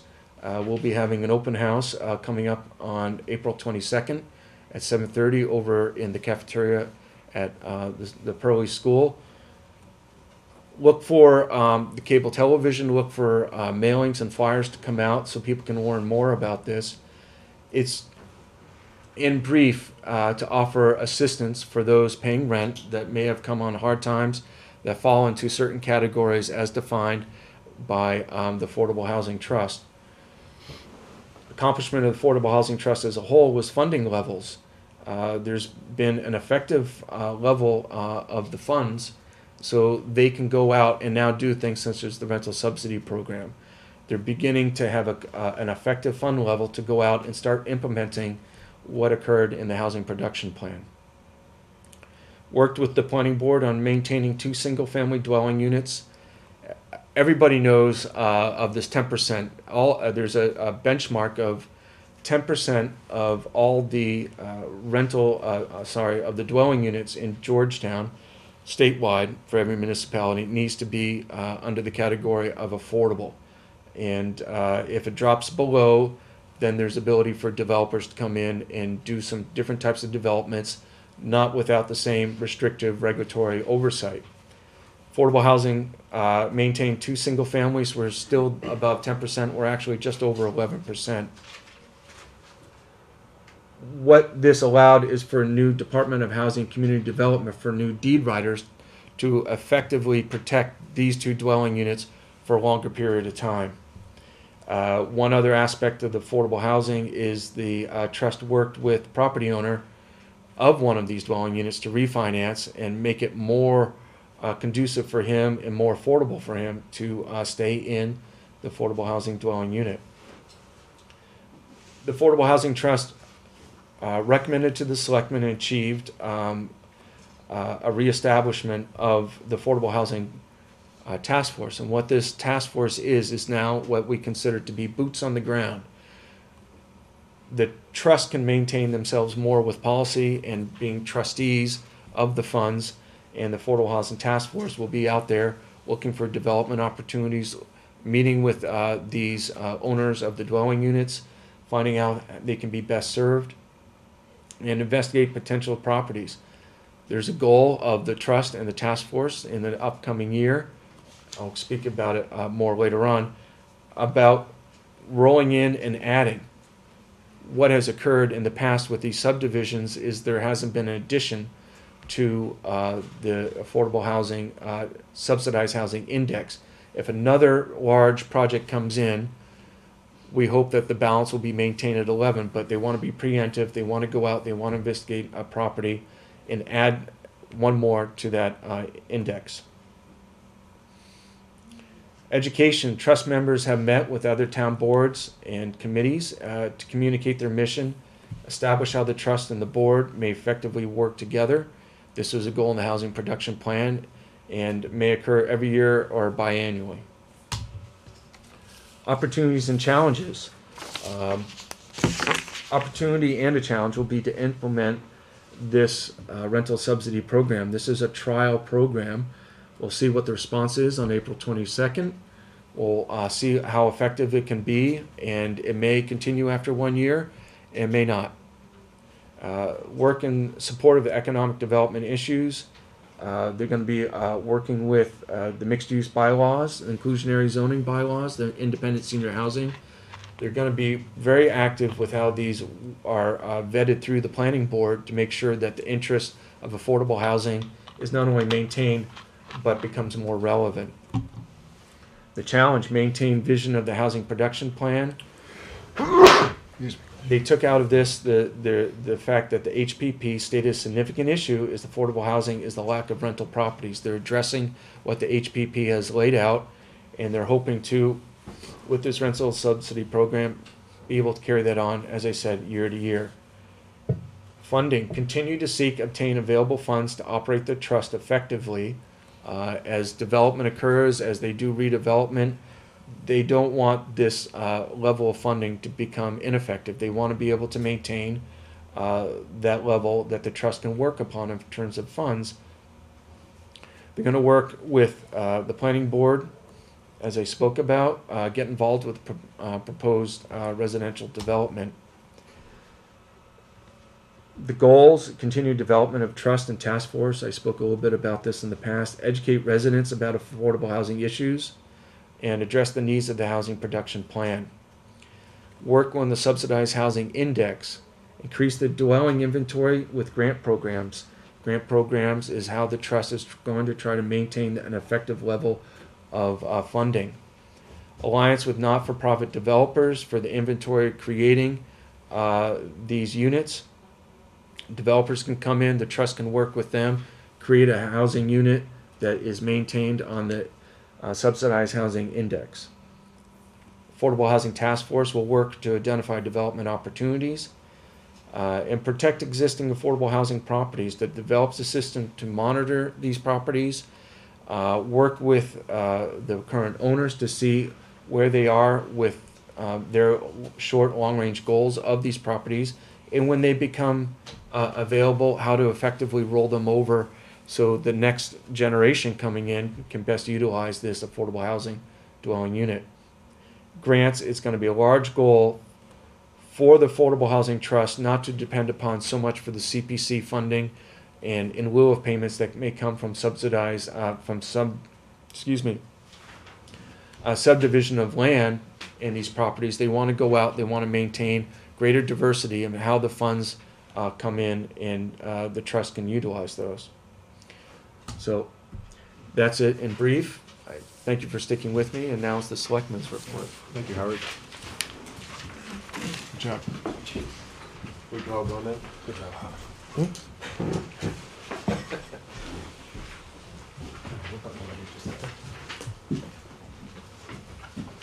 Page down, or space bar. Okay, well, good evening, everybody, and I'm here to represent the Board of Selectmen. On the Selectmen's report, let's see, where's down? Page down. I normally All mess right. this up. Oh, there we go, okay. Well, the good news is, as it says up here, Georgetown is fiscally stable. When you look at our balance sheet, and we had our accountants in this year they come in and do a complete audit of our financial statements. Can you not hear me? Is it? No? Oh. So, looking at our balance sheet side, things seem to be very, very good. The liability side, we do have some challenges in unfunded mandates, such as healthcare benefits for retirees. Right now, we're not required to fund that dollar for dollar, but it is a footnote in our financial statements. And if you look at our financial statements, that footnote is one very, very large number. So we are making some progress on that particular issue. I'll talk about that a little bit later. You know, our biggest challenge in terms of fiscally sound is that when you look at our year-to-year budget, that's what we really, really seem to concentrate on. And, you know, the state, hopefully, thinks that revenue has picked up and we'll be able to get some more money from the state. You know, we really have to find ways and take a look at ways we can be self-sufficient and not rely on the state as much. Although they put all these unfunded mandates on us on top of it, it gets to be a little bit difficult. So we've done a very, very good job in balancing our budgets, and I will say, you know, shout out to the Finance Committee. They do a very, very good job with all of the department heads to really take and balance our budget. STAB fund, looking at our stabilization fund, the state recommends that we keep 5% of our operating budget in a stabilization fund. At this point, we're just a little bit under 5, which is very good. When our accountants pointed that out, and we did put some money in there. We haven't taken out. I think it's in the last year and a half or 2 years we've actually put money back into the stabilization fund.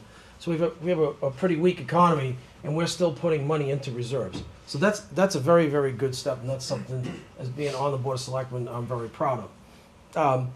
Again, audit report from our auditors was very, very good this year. There are some comments there that we're working on to make our process operating issues a little bit more efficient.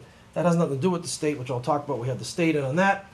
Enhanced budget process, again, to the credit to the FinCom and all the department heads that participated. We had a one-day session this year. I think it made it much more efficient.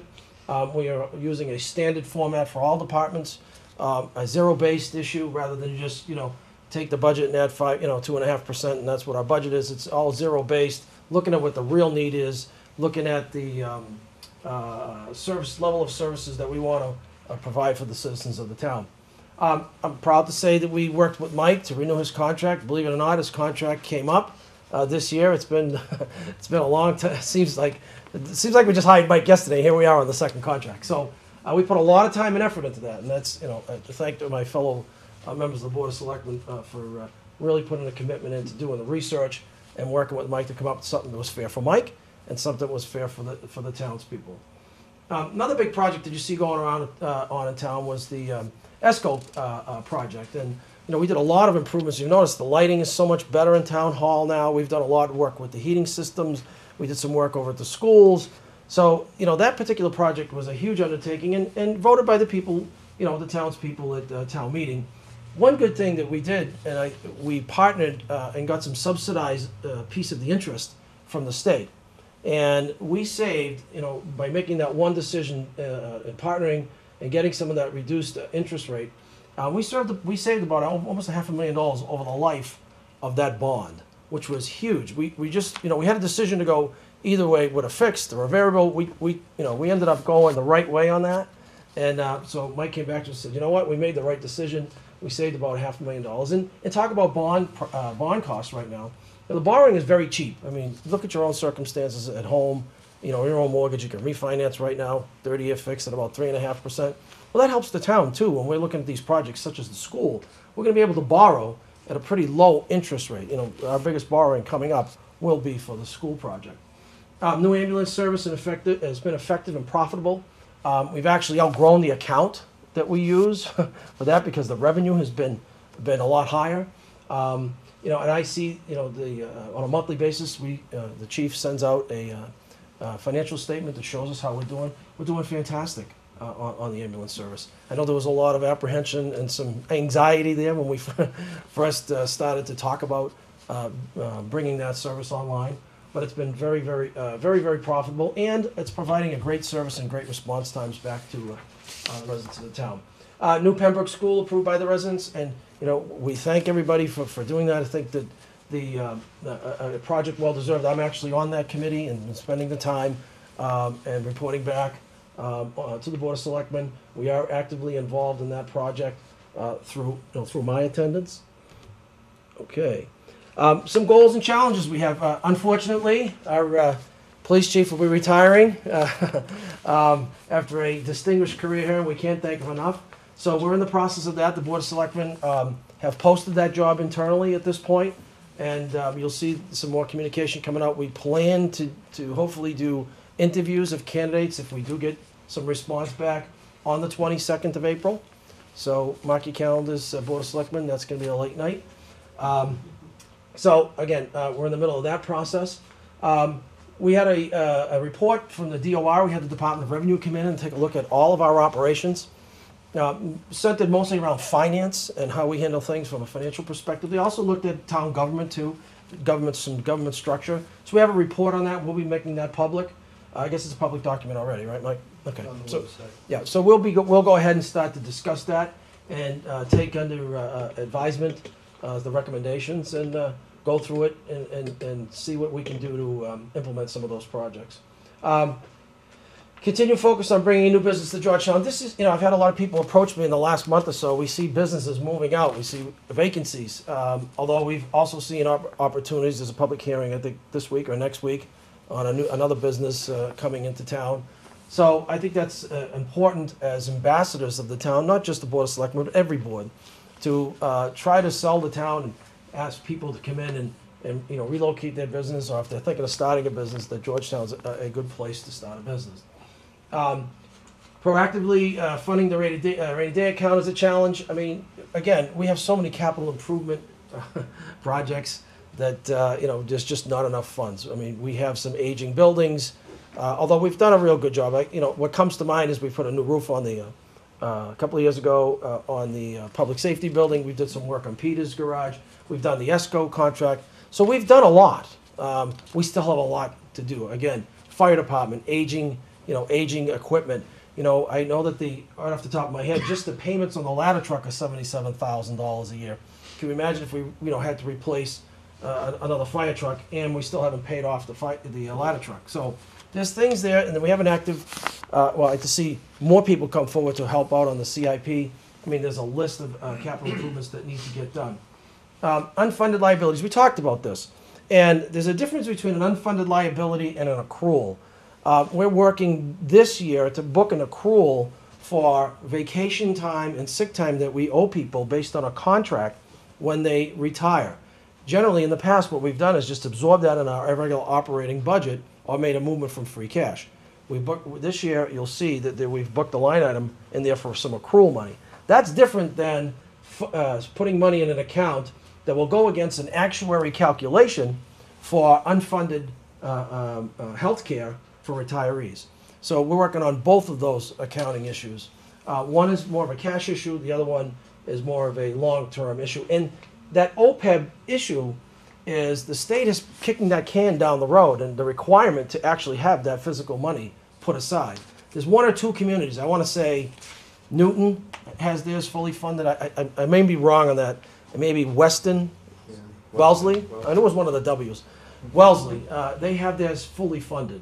Ours, the liability is a huge number for us at this point in time. So, work with the school building committee to come up with what improvements need to be done as a result of the feasibility study and how we're going to fund that. I mean, those are the concerns. Talk about funding. We're still involved with. We will be involved with the bonding, and as far as the Pembroke School goes, Board of Selectmen will still be definitely involved in that entire project. Again, bond expenses. We talk about bond expenses and keeping a AAA rating. We have to keep our balance sheet good, keeping that stabilization fund as close to 5% as we can, being smart with the way we bond and the way we spend our dollars. One thing is we also have to figure out how are we going to fund the improvements to Elm Street. We talked. How are we going to if it's a $2 million project?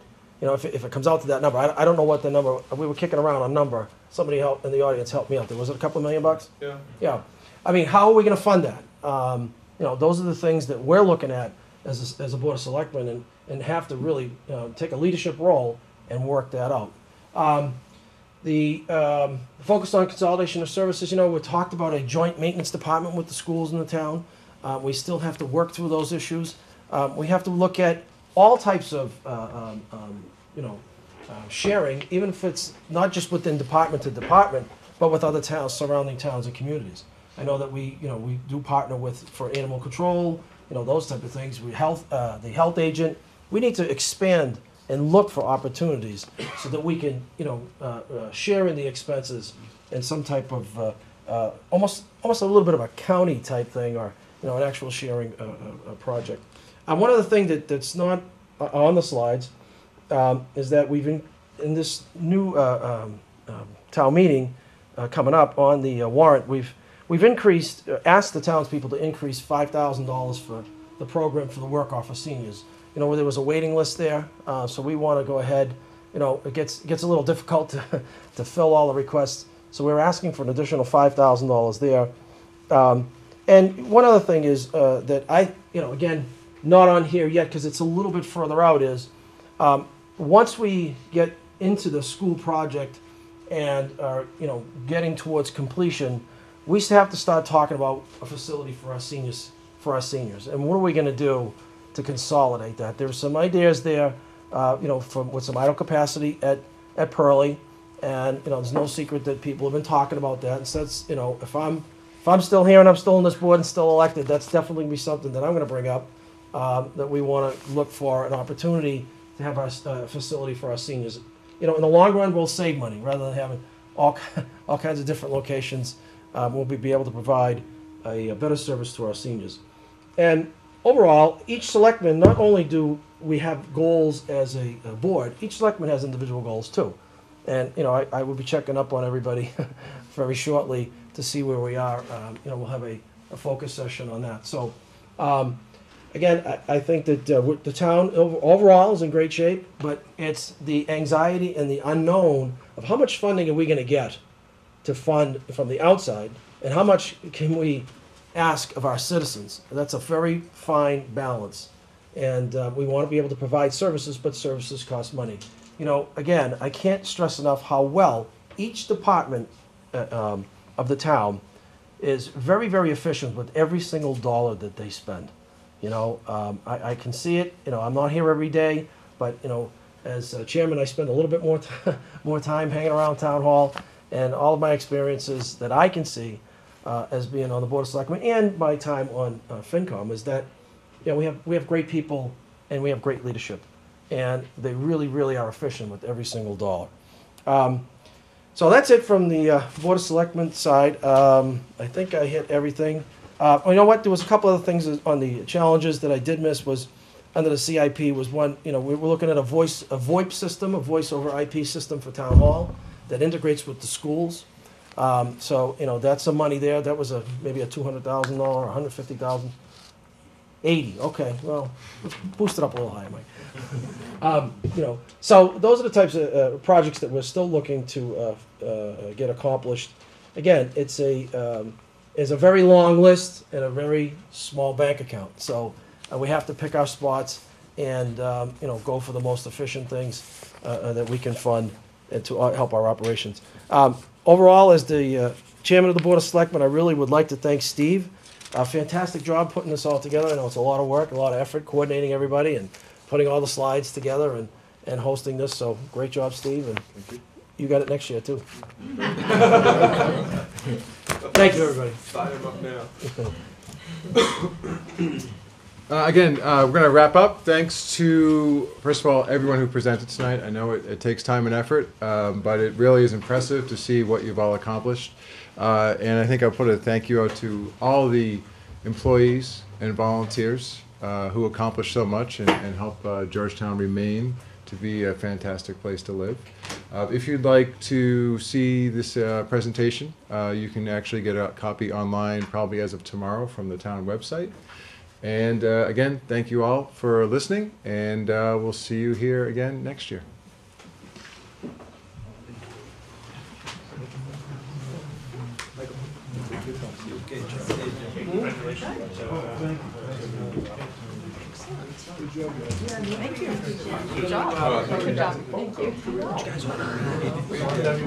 So, Selectmen, motion to have a 5-minute recess. Second. Okay, we have a motion.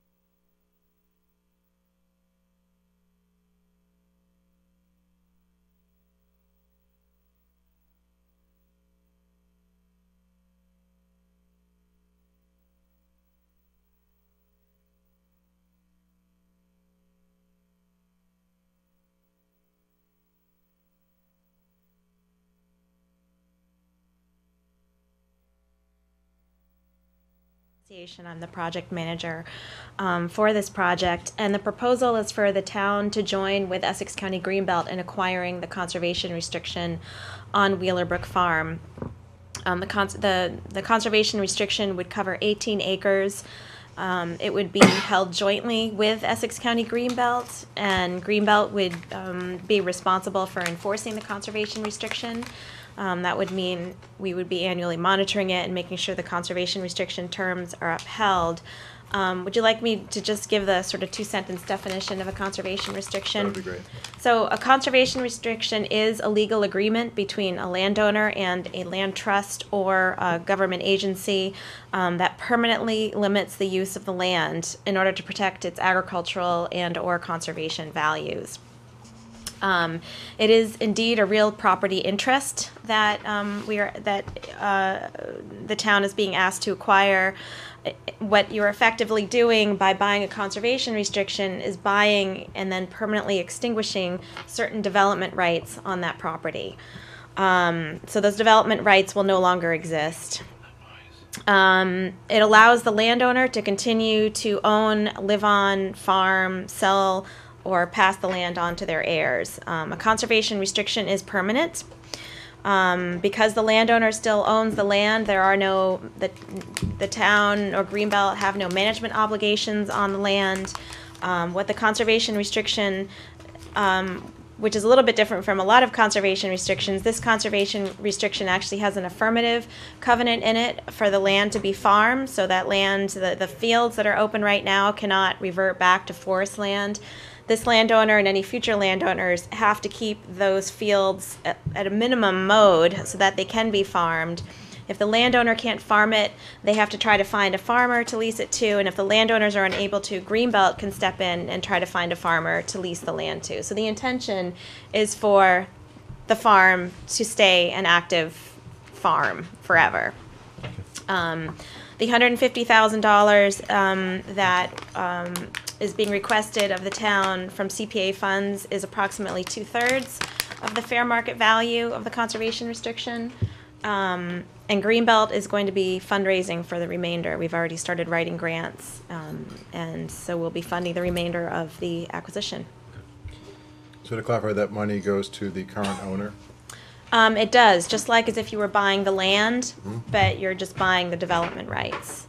And I didn't answer the question about benefits. The conservation restriction, I touched on the fact that it's maintaining farming.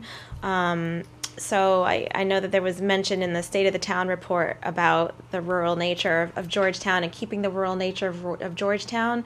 We see conservation restrictions as being a part of maintaining the character of a community. There's only so much land that's left to be purchased, and when you're talking about green belts, like Jim was talking about earlier, as our name implies, we also look to protect green belts, and because there's only so much land, we see those green belts as being a patchwork of lands that we own and that we hold as reservations, as lands that town conservation commissions own, and lands that connect those that are owned by private landowners who don't want to give up their land or whose land is actively used, but they do want to make sure it doesn't get developed. So it always maintains the rural character. It always stays open as a farm. The conservation restriction protects water resources because we mandate sustainable farming practices through the conservation restriction. And there is Wheeler Brook, which flows through the property and a tributary. So we wanted to make sure that any farming practices on the land maintain the water quality of those waterways and the associated wetlands.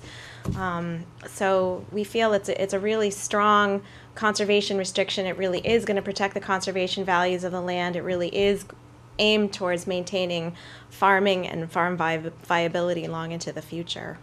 And as part of this, the current owner has to accept this? In other words, yes, it can't be forced upon them. They are part of the acceptance process. Exactly. Yeah. I know in the past when we've placed conservation land in with the Greenbelt, we had to pay one upfront fee for a trust, for monies as kind of a deposit to maintain the property. For the enforcement, yeah. Is there any additional cost to the town for that? No, there isn't. In this case, we would be looking to the landowner for that contribution towards our stewardship endowment. Okay. And in your opinion, you don't see any other additional costs to the town? This would be a one-time thing, and Yes. there shouldn't be any additional monies that would have to exchange hands. No, there shouldn't Basically, be. deed restriction on Yes. that. Permanent deed restriction. Yep. Yep. Okay. Anybody else? Questions? Mr. Fowler? When this got presented, I was at finance, and I guess you had there was a hearing last week. I was able to make it, but one of the questions that came up was, are there any other working farms of this type in the area? Not that I know of. I don't know of any other working farms in this area that are open to the community the way Wheeler Brook is, that have a farm stand, that hire local people to come pick the farms, that do educational programs the way Wheeler Brook does. I don't know any. I'm not necessarily No, that's an expert, okay. but No, not that I know of. Then what about conservation restrictions? Any others that perhaps aren't a working farm like Wheeler Brook, but anything that you could perhaps point out that is working out well? That In other are words- on working farmland? Conservation restrictions that are on Yes. working farmland? Let's see, we hold conservation restrictions on the Green Meadow Farm in Hamilton, which actually runs a CSA. Actually, the land is owned by the Patton family. They're the ones that granted the conservation restriction to Greenbelt. The farm, which is, I don't know the acreage, but it's quite a bit larger than Wheeler Brook Farm, has been leased to farmers who farm it as a large row crops, and they run a CSA. They have a fairly good sized farm stand on the property, and that's all covered by a conservation restriction that we hold, and that works very well. So that's one example. We also own lands that we lease to farmers. We have a conservation restriction on a portion of Gordon Price's property in Inglesby Farm in Boxford. It's not a portion that's actively farmed, but it's a piece that he could actively farm in the future. Those are the two that immediately come to mind. I know there are quite a few more. But those are the ones that I know of where they're sort of associated with a farm stand, an active farm, and others I think are more, a few others are a little bit more single crop farms. Well, I guess what I was trying to bring out is that this is, in one way, this is a new step for you, in a Wheeler Brook farm is a little bit different. But in the other way, Greenbelt is doing this type of thing, and it is working out well. Absolutely. Okay. Absolutely. That's what I was trying to get to. Yes. That it hasn't been a failure in past endeavors Nope. or anything of that sort. No, not at all. I mean, a third of our mission is to preserve working farmland, so it's something that we take very seriously and that we strive to continue to create conservation restrictions that are adaptive over time. In fact, we worked with the Natural Resources Conservation Service on this conservation restriction in particular, to make sure the language allowed the farm to expand as it needs to over time to stay a viable business. So the more we do these, the better we get. But no, we've held some of our conservation restrictions on farmlands for quite a few years and have not had issues. Okay. I was glad to hear you mention the part about the fact of Wheeler Brook, which is I feel a big tributary of the Parker River. Mm-hmm.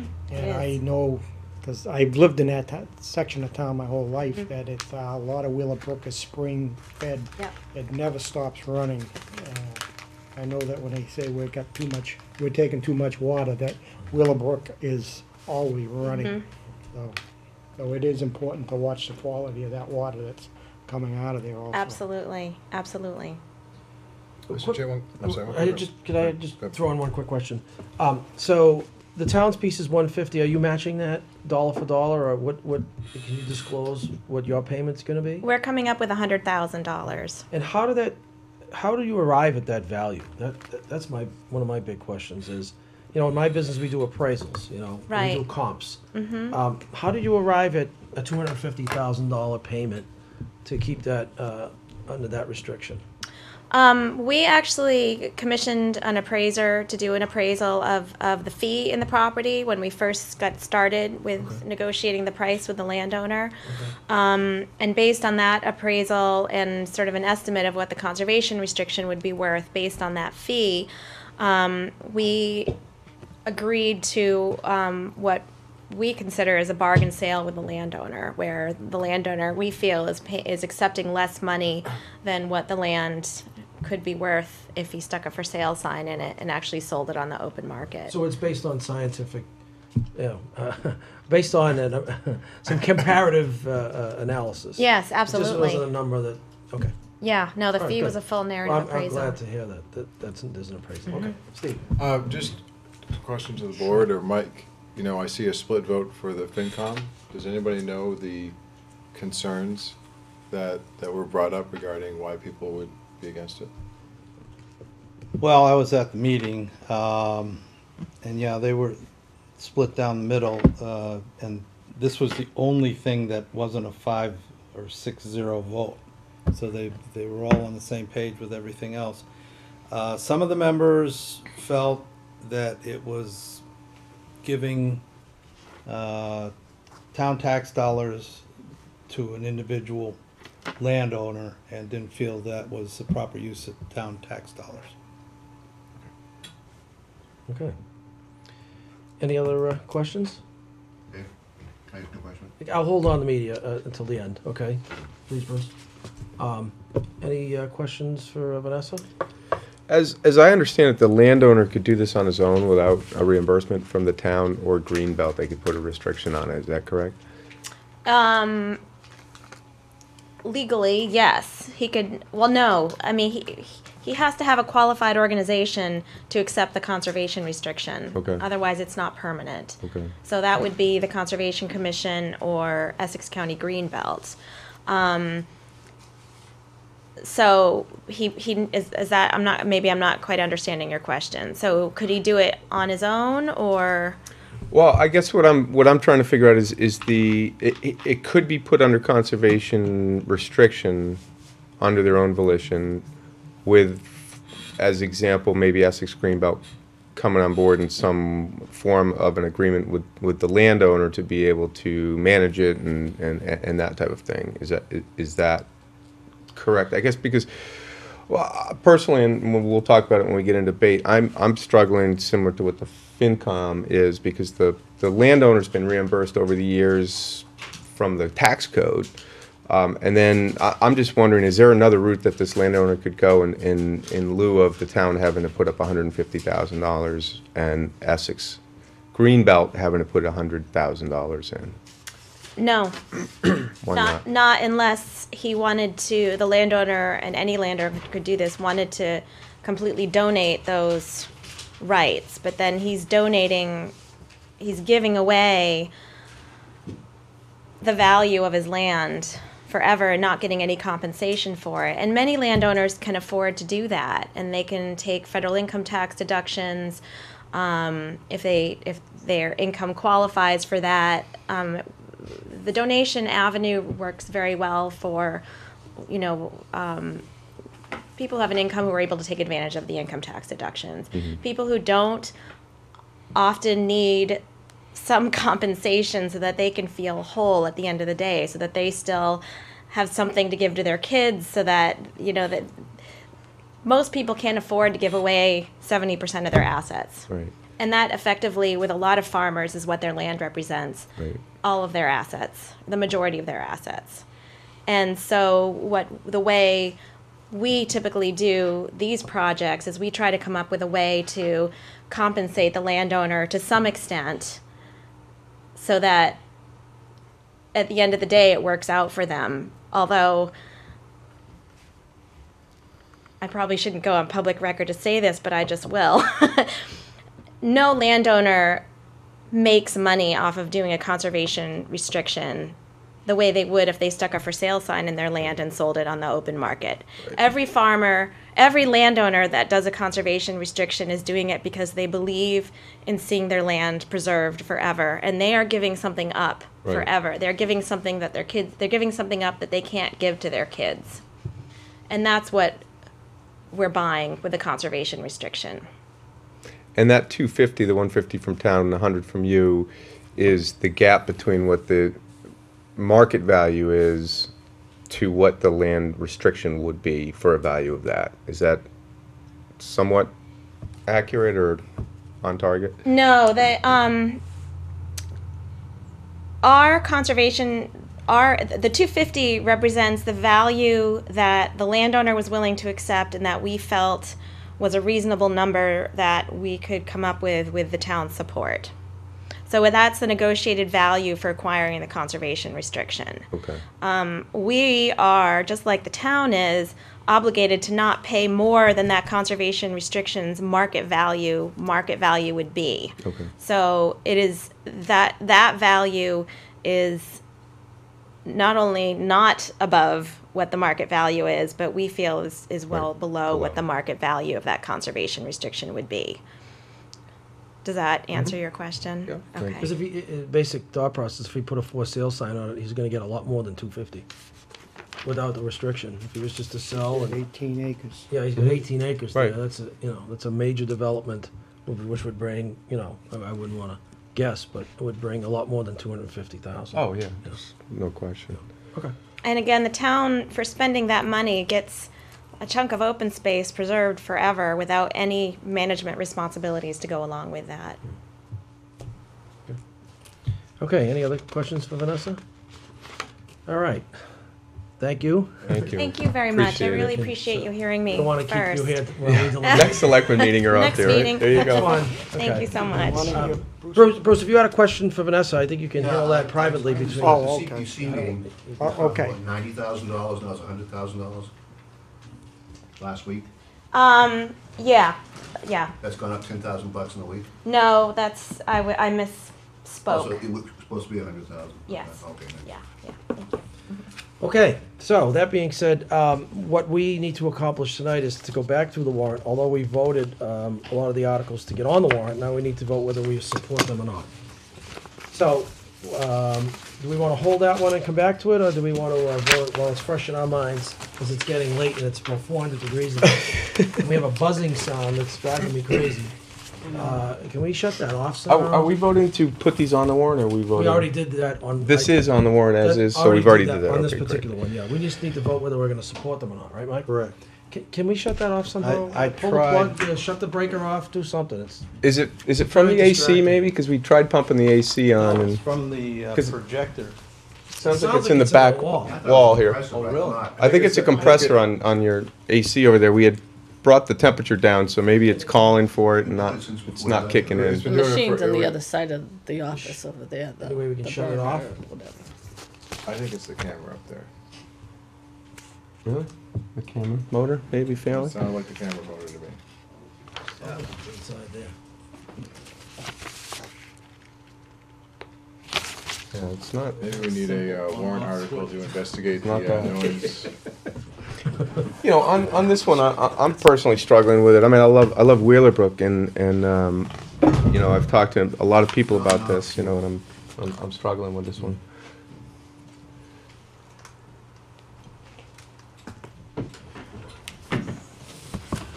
That's locked. Yeah, there's nothing back there. Maybe it is The units are back there, though. The AC. It's on the other side Oh, over yeah. here. All right, well, I guess we'll just have to Just put up keep- with it. Keep going. We need the AV club over here to. Yeah, I was never a member of that. I was on the wrestling team. We'll rip it All right, down. well, so we need to go back through the warrant, and Or were we gonna vote that one? want to hold Mr. this Chair? one, or you want to, I mean, it's up to the will and pleasure of the board. Do we want to start at the beginning, or we want to just vote on this one now? Your contract, all right? It's fresh. It's I fresh. recommend we vote on it now. Okay. All right, so I would entertain a motion that, again, these motions are to support and to support the warrant articles. If we don't support them, then we vote nay, so just as an explanation. So I'd entertain a motion to support CPC Article H, Community Preservation Open Space Category, Conservation Restriction. So moved. We have a second? Okay. Page 11. Yeah, just trying to get Yeah, that. I'll second. Okay, so we have a motion and a second. Discussion on the motion. Okay, Oh, Yeah, I- Just you know, underneath the wire there. Get Yeah, your- no, get your, I'm big card up. honestly struggling on this one because because of the tax code on it, and then the town loses its right to be able to buy the land in the future and first right of refusal. And so one of my other concerns is what happens if it goes, the next generation picks it up and it just turns into a fallow field and there's nothing else that can ever be done with it. Those are my main concerns. That was brought up at the finance committee, and that's when Greenbelt steps in and leases it to a farmer. They're required to keep that as a working farm. And that's just for the That's- land, not that's- the house where the house is. Right, the house is not in In that at all. parcel. And it cannot remain fallow. It has to have planted crops. It can be planted with hay, as a passive crop. But Greenbelt would have to make sure it keeps in the hands of a farmer. And CPC's obviously weighed in on this because it's on, Yes. And the planning board weigh in on this particular issue too, do you know, No. Mike? No. Maybe not. Can I- It's supported by the Concom.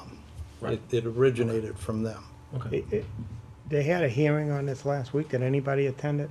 I was watching it. I didn't On, think it- you talking about the CPC? Yeah. Yeah. I was watching it. I wasn't here, but I was watching it on TV. It's it was as you could see with the Concom, it's kind of a split vote. And Well, that's advisory board, three. yeah, no, I understand that, and personally, I definitely love the farm, and I just, having something in perpetuity kind of scares me a little bit. All right, well, and I just don't know if 150 could be spent better elsewhere or not. That's kind of my reservation. Well, it'll be up to the townspeople, so Yeah. basically, we're gonna either support it or not support it, and the townspeople will take it from there. Just to clarify, we're not saying we're supporting putting it on the warrant, we're saying we think it's a good idea. Yes, right, it's already been put on the warrant, we already took that vote. So I think that $150,000 to preserve 18 acres of land is a good idea, because it goes very fast, and before you know it, developer gets in there, which is, that's business, that's great, we want developers here as well, but, it can be gone before you know it, boards change, it can happen, slip between the cracks. I think where Wheelerbrook is willing to sacrifice, because they're taking less money than they could if they went to the open market. And I think just in preserving what Georgetown is about, that, 150,000 is nothing to sneeze at, certainly, but I think it's worth it to preserve those 18 acres, especially where it's not just open space per se. It's really something special we have with the farming. Okay, we're gonna move the question at this point? Everybody comfortable with that, or we want need more discussion? We got a lot of articles to go through.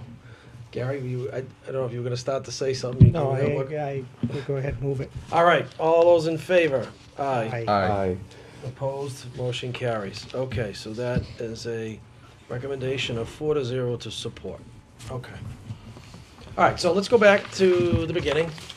You not gonna stay with us? No. See you later, Bruce. Enough heat in the sauna here? Yeah.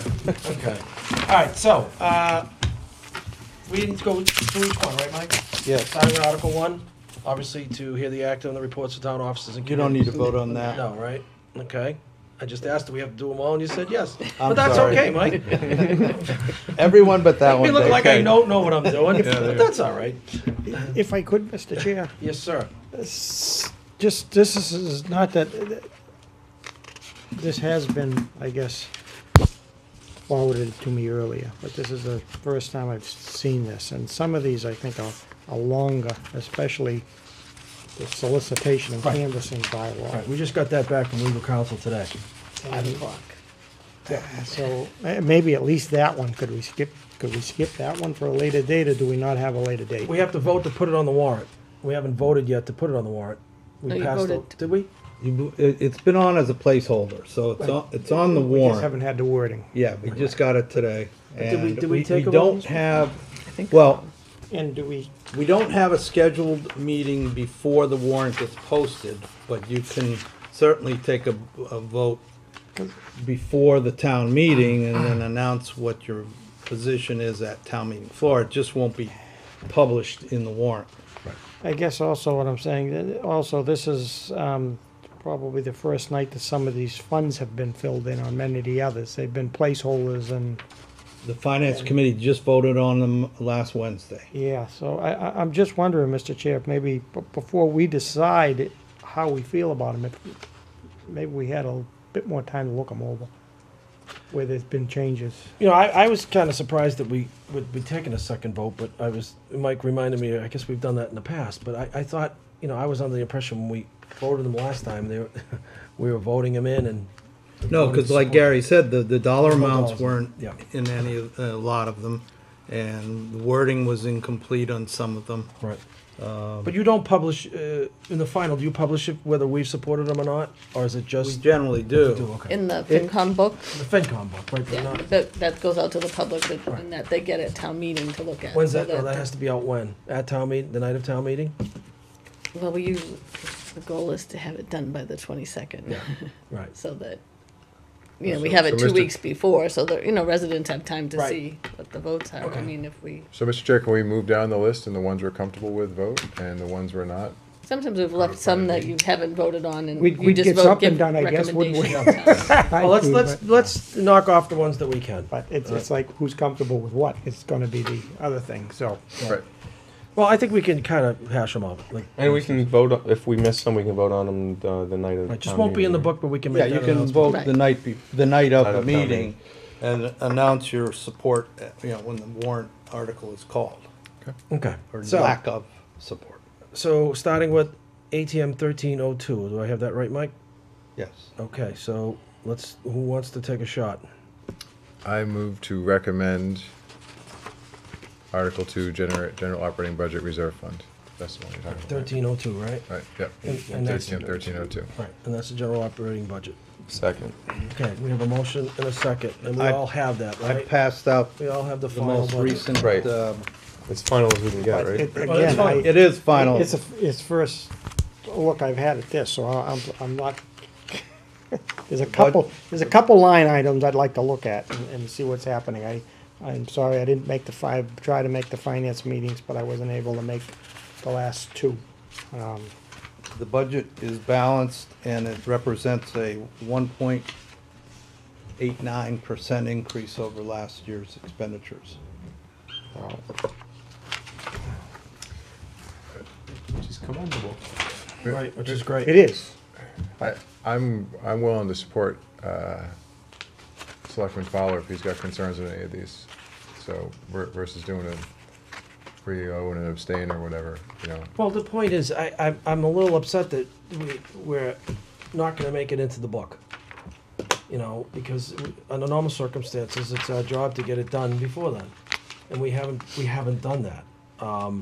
Is it because the 15th is a holiday that we can't get, so it's kind of mixed things up? Unless you wanna meet at another, If we want to meet on Time. another night to do this. I mean, we're trying to also do the police chief interviews. If you saw the timeline that went out on the 22nd, if we do get applicants, internal applicants. But that would be a very long night. Do we want to book, an additional meeting, put this off, let everybody read through it and get back together next week, maybe on the Tuesday night? Next week is school break, just relative to any attendance. I mean, I I'm- won't be. You won't be around? Stu, you around? I'm around. Okay. Gary, you around? I'm around. We can legally post for later this week, or is that too soon? do you think? we could do Do Thursday night? Thursday night. If we post I don't know tomorrow? where we'd be meeting, but at least. Right, wouldn't be on TV, right? Because would there be something going on up here Thursday night? I have to look at It that. might be school schedule. committee, I don't know. Yeah, might, but at least we'd get our vote done, and then it would be, Yeah, I like you would- say, if you feel like, You know, I'm not trying to delay it, I just. No, but I have concerns that I want to make sure that we get them in the book, and, you know, Yeah, it's nice to have them in the yeah, it book. should be in the book, unless there's something really controversial. All right, so what I'm hearing is we want to go ahead and hold off on this and have a meeting Thursday night. Am I hearing that? It's either Thursday or Tuesday. Take your pick. I'm okay with either, I believe. I am Do a too. morning? Is anyone available to do a No, morning? my work schedule's crazy right now. I just, no way I can do it during the day. We can do it a little bit earlier so that we're not here, you know, do it at like 6 o'clock, Thursday? You make Thursday? I think so. Just do Thursday? Yeah, I'll have to rearrange a few things. Okay. Does 6 o'clock work so we can get it done early? 6 o'clock works. Yeah. Okay, so, let's book a meeting for 6 o'clock on Thursday. So we're gonna hold off on the, going through the warrant. All right, that makes sense. Everybody happy with that?